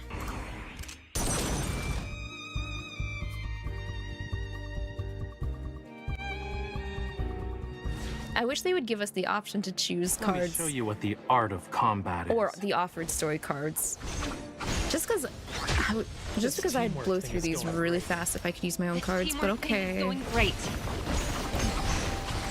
I'm getting the hang of this. So how is everyone so far? Anyone doing anything specific? I know Arx is maybe still doing Honkai. It's almost over. Don't let it get away.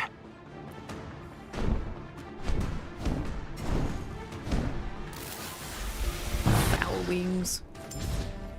This teamwork thing is going great. This teamwork thing is going great. I'm okay. Let's take it down first. Oh, you just got off Honkai? Giving up just Are you moving to Zenless? Still holding on? Eat this. Why are you getting closer to it? Come back here. Bring it on. You were too close to it. Oh, you're right. I do have the PS5 with me. This Sorry. teamwork thing is going great. Here's our chance. Trust me on this. Of course. Wait a minute. It kept my hairstyle in that? Ultimate. I don't Did think they it's change giving up that? Did just they make yet. an update? I'll make it give up. I need you. If that's your wish. Pay attention. Stay alert. Eat this. I'm okay. Let's take it down first.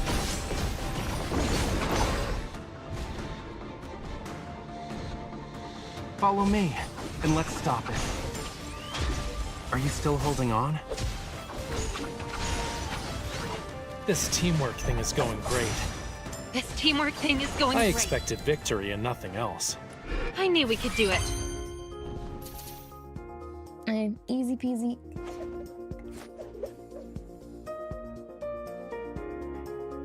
Boop.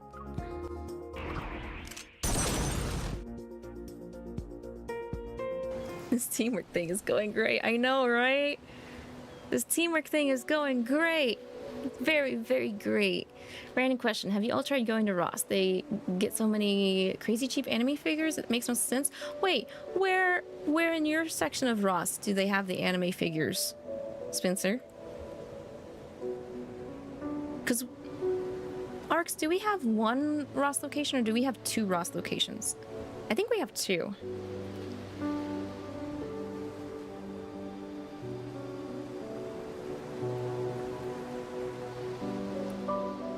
I mean, we went to Ross recently, but we went to a very specific place. Or yeah, we went to the shoes section. So that's why I'm asking, because I don't want to spend like 3 hours inside of a store looking through it top to bottom to find such things. Oh, our figure store that opened up recently, I think, is doing Black Friday sales.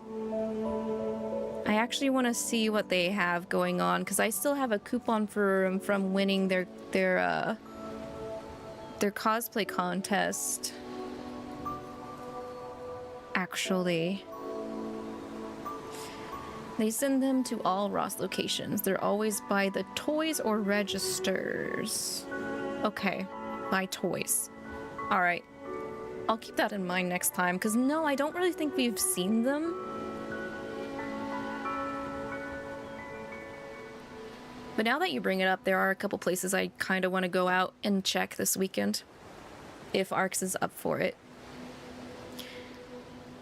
I would rather go in the evening today, since tomorrow I'll be streaming in the evening instead, but 30 to 45 figures all around 10 to 15. It's always surrounded by the toy section, which is wild. It's next to baby toys, but they have serious figures. Huh. The store that you saw their sale has good deals going on. Let us know if we go. We probably will because I really need to use this coupon. Well, it's not really a coupon. It's more like credit. I have $50 credit, so I'm sure we could get a couple things with that. If they let us use it with the sales. It depends. It depends. But yeah, Arcs, if you would be up for going out later... I would be up for going out later. I'm not really up for doing it tomorrow. But just let me know how you feel about it.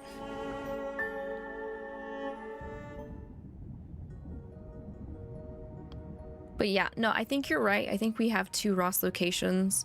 One, like, they're both opposite sides of town, I think. The proto field disappeared. In the depths of the dark blue sea, light sporadically flashes. Struggling to keep my eyes open, I can't find my way.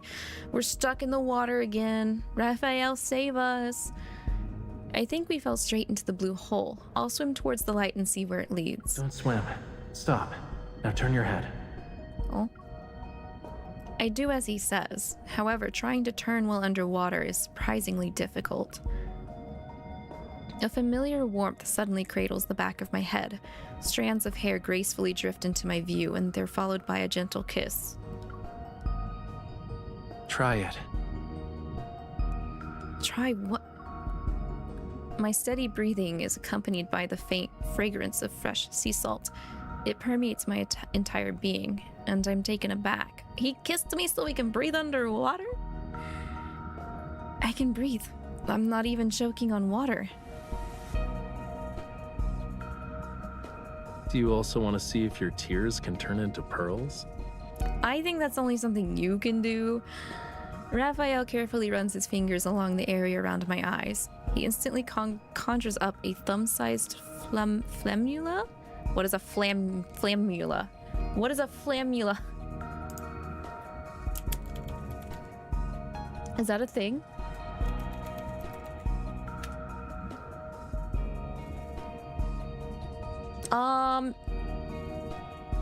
It's a plant. I don't think that's right. Wait, is it? Flammula is a dark brown spore genus of mushrooms that cause decay of trees. I don't think that's what he's trying to do, is he? You were expecting this, so you're kind of on board with going out, but you're just wanting to rest a bit now. Oh, no, that's fine. I figured it'd be quite a few hours later when we decide to go out, but I don't want it to start to get too cold.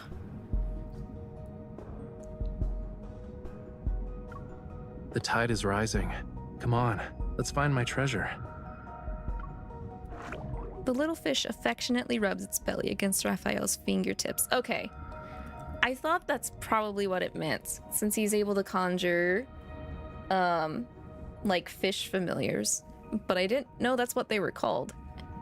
And I didn't know IRL it actually is supposed to be a bunch of mushrooms. The little fish affectionately rubs its belly against Raphael's fingertips. With a flick of its tail, it swims towards the depths of the blue hole, as if it were our guide.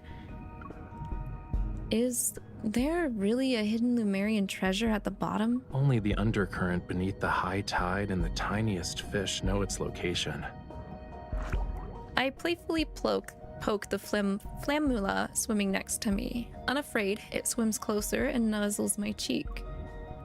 Why is the flammula sillier than the one outside? It doesn't even have a sense of caution. It's not the fish's fault. It only dares to come close because you have a familiar scent. Are you talking about when you kissed me? Obviously, it's not just because of that. Obviously, baka.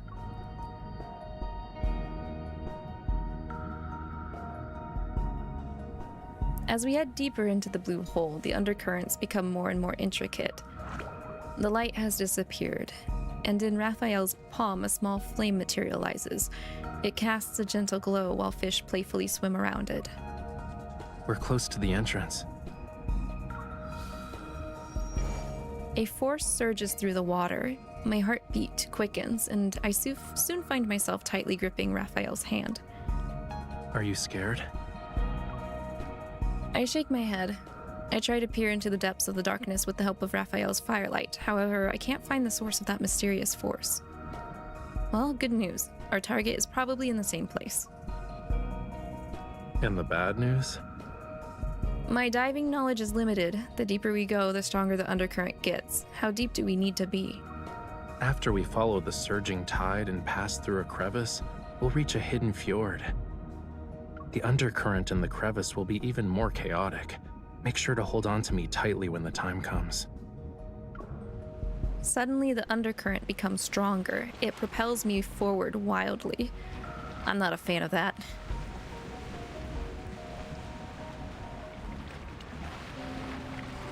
When we come to a stop, we find ourselves in a deeper part of the sea. In serene darkness, a gentle light emanates below. It grows brighter only to dim. It's reminiscent of an aging heart's unhurried rhythm. This is the island's cornerstone. It once bore the weight of Lemuria's past and future. We slowly descend to the source of the light, and eventually, soft yet firm ground touches my feet. The flammula approaches Raphael's flame. It vanishes at his feet, and the fire disappears. The faint light fades only to flare up again.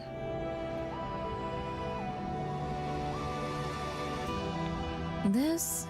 It's part of Lemuria's long-lost Tome of the Sea God. Oh? Under a tender radiance, the crimson seaweed on the seabed comes to life. They resemble a field of fire. We stand on a massive, thick stone slab. The engravings on its surface are the light source. Those glowing marks look like symbols. Legend has it that the Tome of the Sea God contains prophecies about Lemuria's future. But this part speaks of oblivion, not the future. Are you referring to how the world forgot about Lemuria's history? It's not just that. There's also power. Those who borrowed power from the sea but traded in the end. They mistook the sea's tolerance for submission and forgot about its cruelty. But I remember, and I will reclaim this forgotten power. Well, looks like that's where I come in, huh? What do you need me to do? Raphael takes my hand as he materializes a dagger. Only those who have a bond with the sea god can awaken the tome. I need you to bear with me for a moment. I was like, you're gonna make me spill blood, aren't you? Okay, I thought so. The dagger grazes my fingertip. A drop of my blood is quickly sealed in a tiny bubble that falls onto the vibrant red seaweed. The distant roar of a tsunami echoes in my mind, accompanied by immense glowing symbols swirling and materializing. They pierce my body and descend. Fragmented images that are bathed in a golden glow and a childlike voice break through the haze. They flood my mind. You awakens me. Whose memory is this? Hey, are you listening?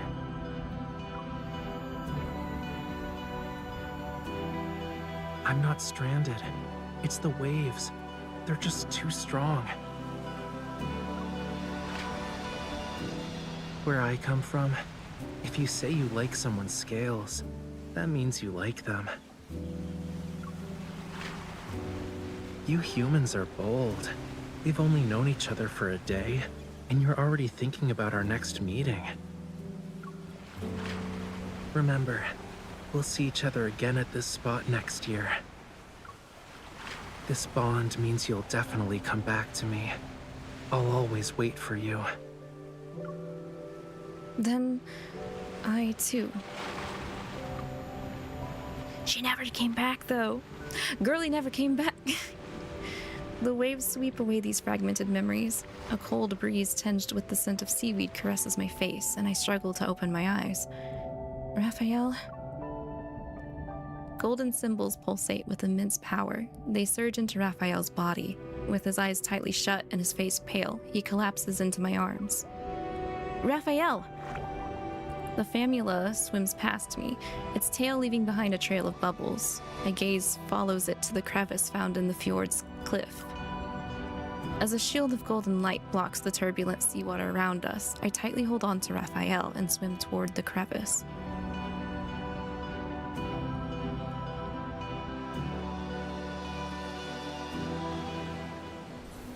I was afraid we were gonna have to spill more than our own blood based off his myth card that I do have unlocked. We leave the blue hole via a narrow gap in the seabed, and when we resurface, we find ourselves in the ocean. There's a small island in the distance.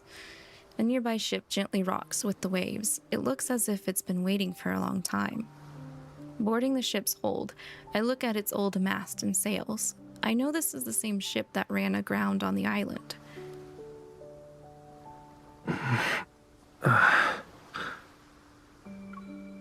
Rafayel, are you okay? Yeah.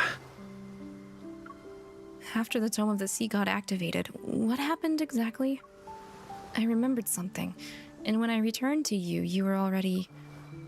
Rafayel leans against the deck and sits. With his elbow bent, he props himself up. I said I'll give you an answer. Give me like a minute to...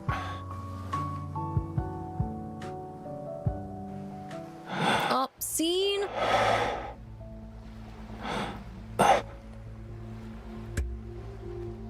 What's wrong? Did you get hurt?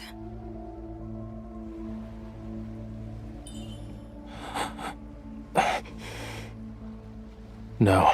Fishie's not feeling too good right now. Got a bad feeling about this. Scales? You're... This couldn't be considered gentle.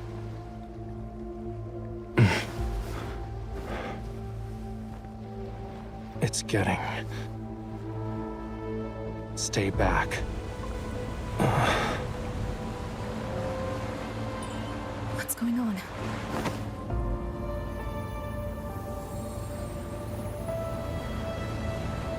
Hey, yo.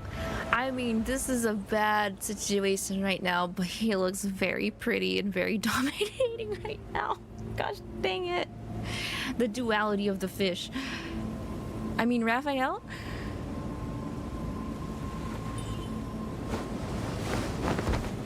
Yo. A follower?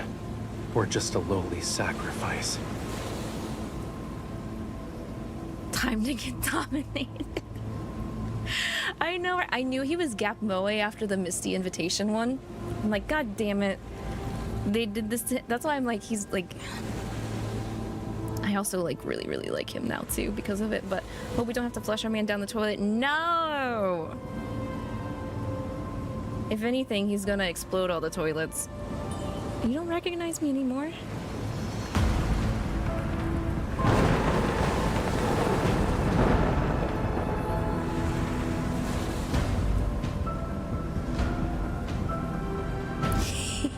Explode us. Why are we having to move? I don't want to move. I'm moving, but I don't like it. Death. When the storm surges from the deep sea. Rafayel, snap out of it. Actually, don't snap out of it. Awakens. There we go. I have no need for traitors. With the authority granted to me by the Ocean's Covenant, I order you to snap out of it. That's right, we do have that bond with him. And just let it, just a couple more seconds. Let him be a baddie for a couple more seconds, damn it.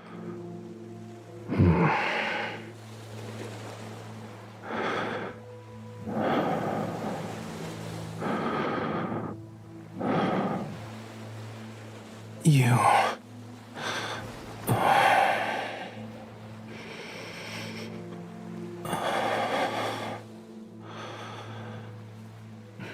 Damn you, no more pinning action. We're still pinned.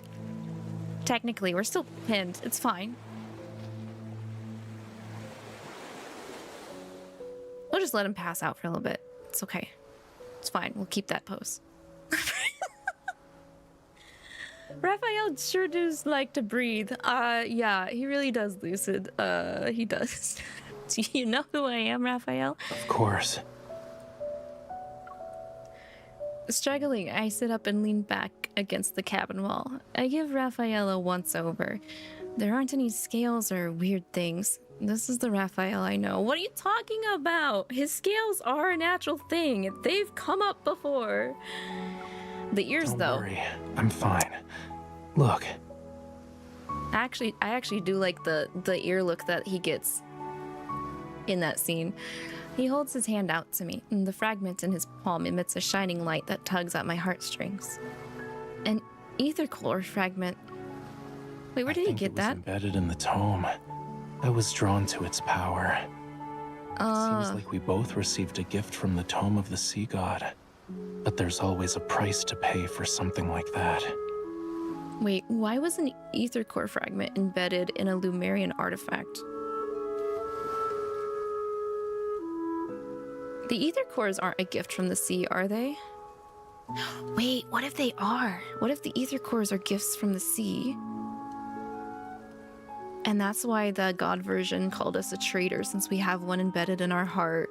They said those that took the gifts from the sea ended up misusing them. The waves lap gently against the hull and occasionally splash us. I wipe the seawater off of my face and look at the murky ocean. This price you have to pay. What is it? Do you need to be a sacrifice or the sea god? The dead deep sea and the sea god's power have been awakened. And since I accepted its power, I must answer its call. Even if certain futures have a predetermined end, I can't refuse.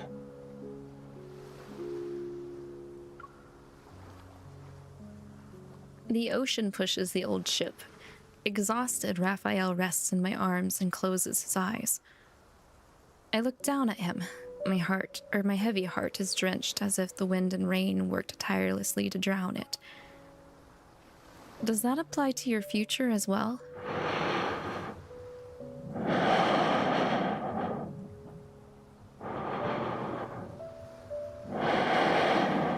Man's EP, he's all tuckered out. The sails rustle and we are carried deeper into the darkness. The boundless ocean is extraordinarily quiet tonight.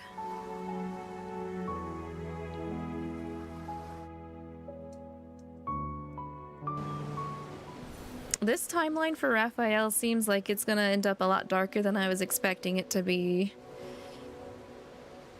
Like, I can only speak for his first set of myth cards, but his first set of myth cards seems like he was trying to do what this Rafayel did, but he instead decided not to.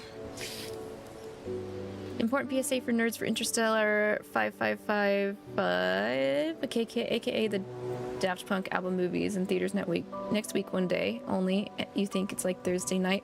I've actually seen that movie before. It's really good. It's solid. I liked it a lot. So 12/12 next Thursday, worth a watch if you've never seen it.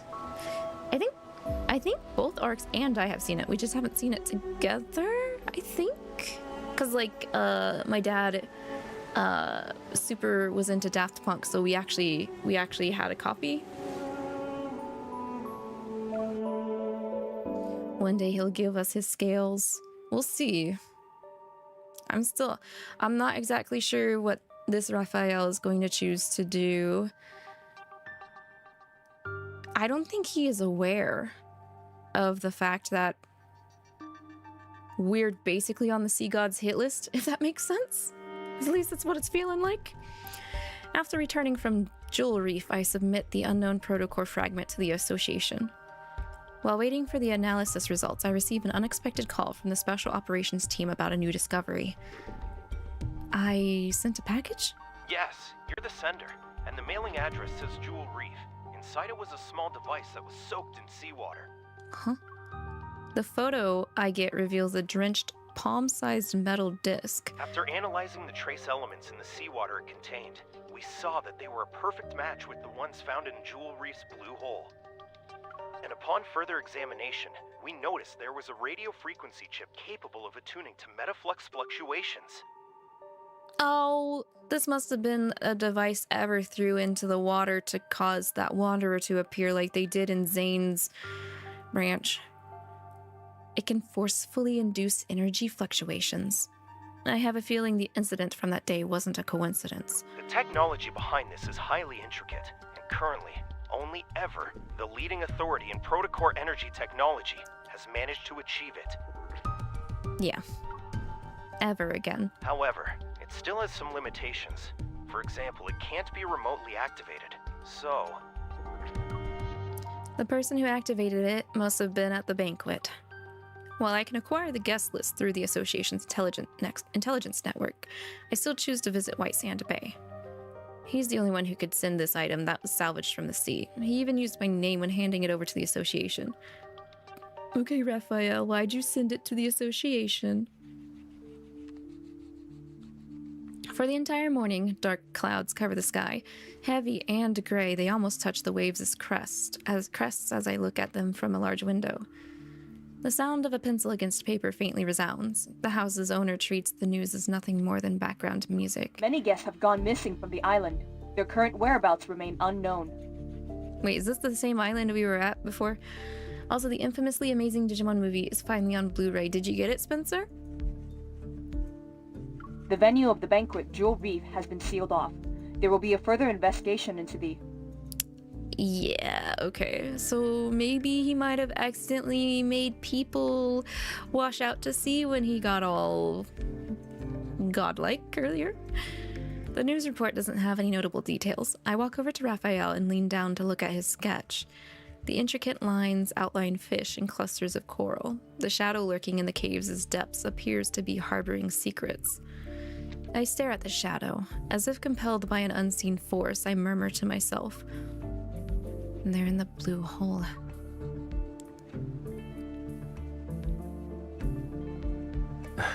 It's possible.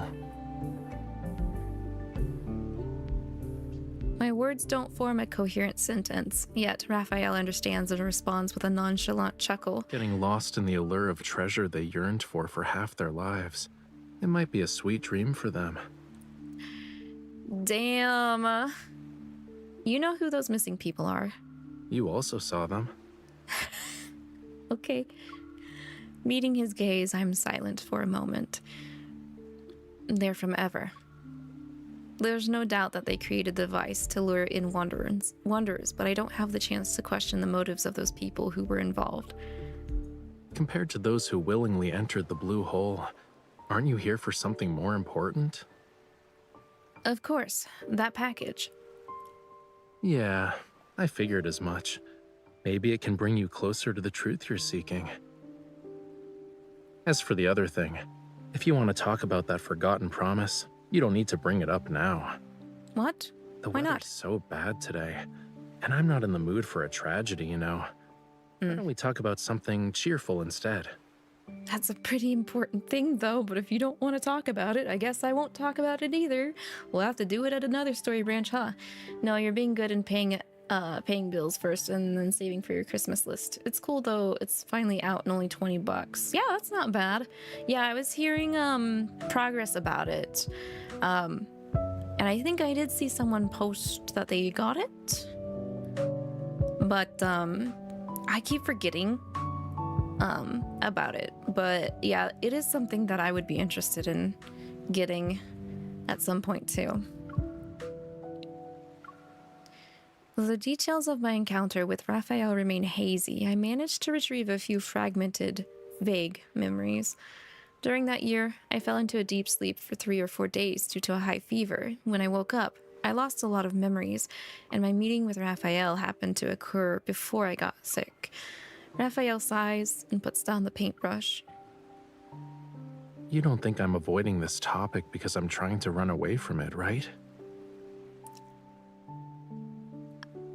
Not necessarily. I just... You want to say you forgot a lot of things from your childhood because of reasons, but you're worried it'll come off as you not wanting to take responsibility. Are you sure you don't have telepathy? Did you actually go to the beach to wait for me? Are you asking about the year after that, or every year after that? Oh no! Oof, my heart. Oh shit.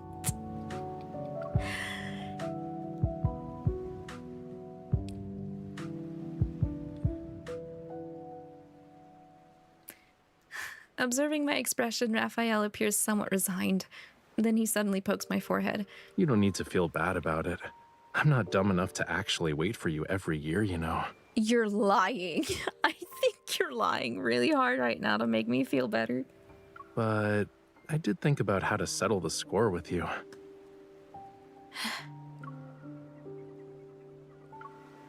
Rafayel stands up and gently pushes me into a chair. He places my hand on his chest in a half-joking, half-serious manner. The power within the Tome of the Sea God will protect everything that belongs to the sea. This includes our bond. If you can't let it go, why not just order me now not to hold a grudge over what happened back then? Because that's taking away your rights to feel how you feel? Looking into his eyes, I realize he's sincerely asking me to do it. No, it shouldn't be used like that. While I don't fully understand it yet, I'm pretty sure our bond should not be used like that. You said that I would definitely come back to you, and you'd always wait for me. Does our promise still mean something to you then? Of course it does. According to the weather forecast, there will be a storm today. Everyone's been advised not to leave home unless it's absolutely necessary.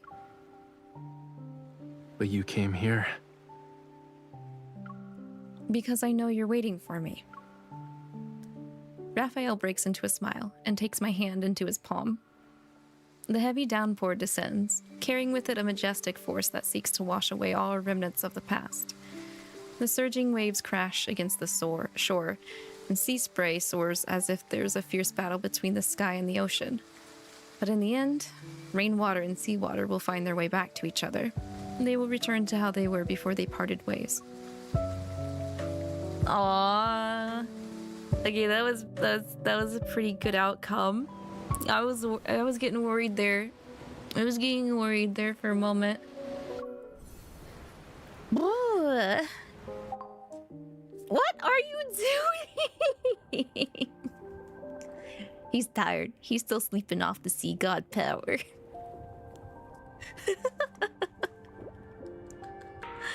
Gosh dang it.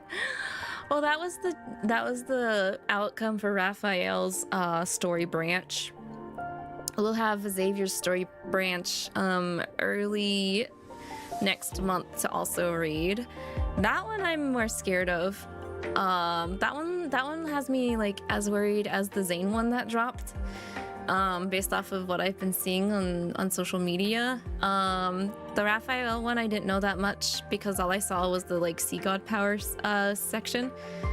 But I don't know, like I always say I'm definitely a Silas and a Zane girly, but like Rafayel is also very up there with me. I like the whole bond thing they have, and I'm like also interested in his Lemurian thing.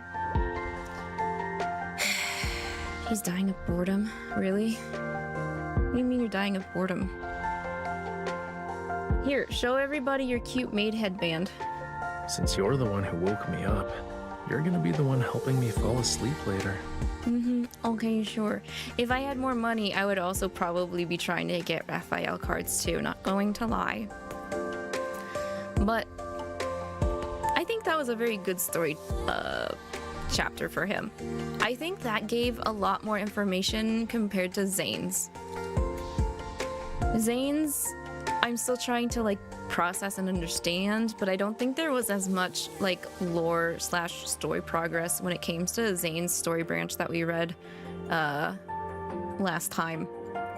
Are you grumpy because the weather's too hot? The weather is too hot. I hate hot weather, dude. I hate hot weather so much.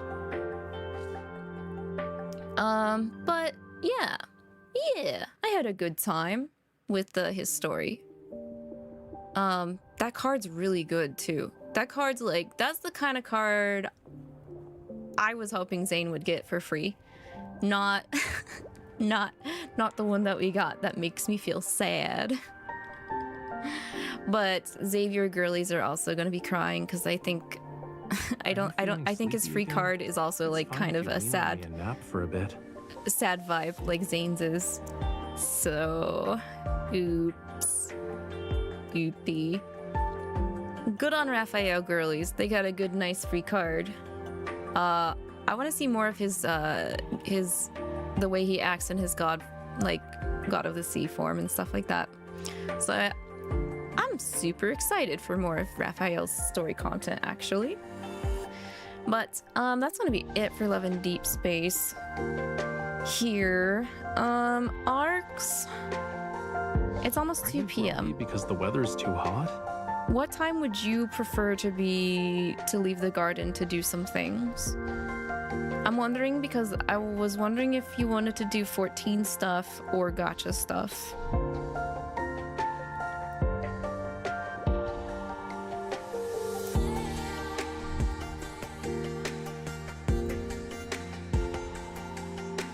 Maybe like 4 p.m.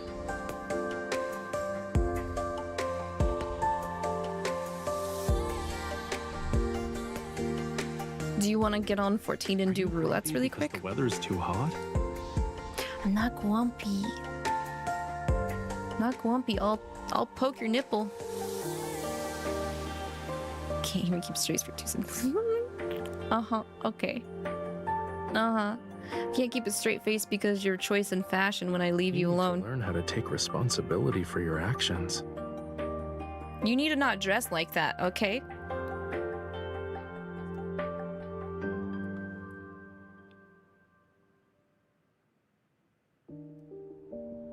Keep tapping. I like the beat. You don't know, maybe after you take a few minutes to wake back up? Okay, so then that means I should just call the stream. I was thinking of continuing more Twitch streaming, but if you're gonna be EP, then maybe I'll just do some stuff off stream.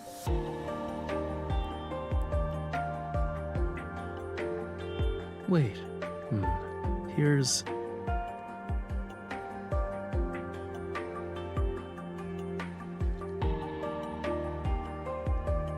God? What do you mean, oh God? Keep tapping. I like the beat. Boop, boop, boop, boop, boop, boop, boop, boop, boop. Isn't it a bit too hot today? Is that why you dressed yourself like that? Because it's too hot for you, even though it's like 40 degrees Fahrenheit over here? Huh? Huh? Huh?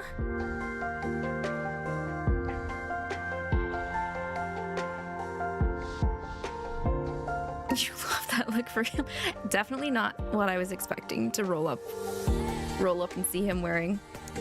I have them all choose their own outfits, so yeah. It's your call, Arcs. Fine, let me get the PS5. Okay, yeah, do that. Oh, okay, so like when I was hanging out with my family for Thanksgiving, I showed my mom Love in Deepspace. I was like, hey, out of all these guys, who would you want to date? She said Silas. So, yeah, I was stunned to hear that. He's fine AF. She was like, all the other guys look way too feminine. I'll go with him. My aunt picked Zane though, but then she had double thoughts about it. If you lean on me and nap for a bit. So I don't know. The fact I was able to get them to answer at all, like, had me stunned about it.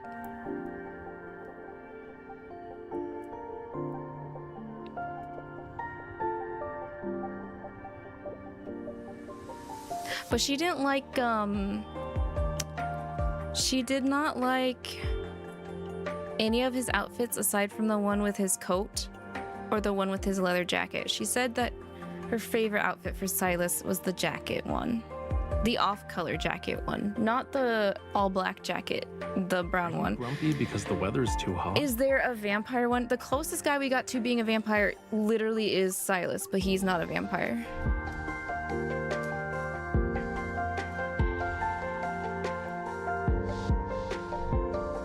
So, no, he's, because of his new cardsmith that are dropping, his myth card is a dragon, like, version. Have you seen it, Lucid? Turkey Date with Lavi is just F, marry, kill, love in Deepspace. My uncle was like, are you sure none of these guys are actually girls? I'm like, no, you just don't understand what Asian men look like. Because my family's pretty American, so they expect facial hair, a bit more built, kind of males. Seeing you with the sunrise makes He even said Silas had a female structured face, and I'm like, no, he doesn't. No, he has sharp features and an elongated face. At that rate, I just want to think he was just pulling my leg because, like, you can't be that delulu. But, you know, no, you want to... Okay, let me bring that up because I do have that up while Arcs is getting ready for 14. I'll play it again. Mine for the rest of the evening. Any objections? Stop it. I'm supposed to be hanging out with Arcs, Silas. There we go.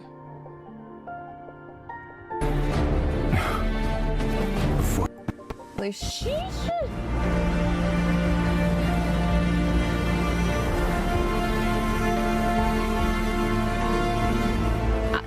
Silas is definitely very vampire-like. He's the closest vampire guy we got. He sleeps during the day. He's more active during the night. He doesn't like the sunlight. As you breathed heavily, stitched over forever. I ordered one before you tried to kill me. Did you consider that it'd end like this? This will be the mark for the first time. What did you think Taurus City was like? Just because you haven't seen the other sides of it doesn't mean they don't exist. Only you and this flower. Open your wallet. Swipe, swipe, swipe. Badass sword.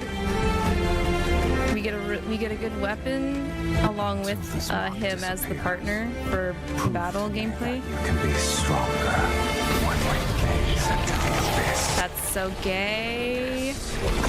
Crush everything. Having your soul torn apart and all is not that unbearable. Are you trying to move me with your human love? Once we hold hands now, our lives will be bound together along with our deaths.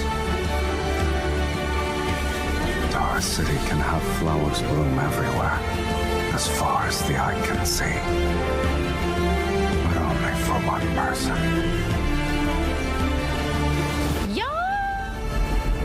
This is my first time seeing this full trailer too. God damn it.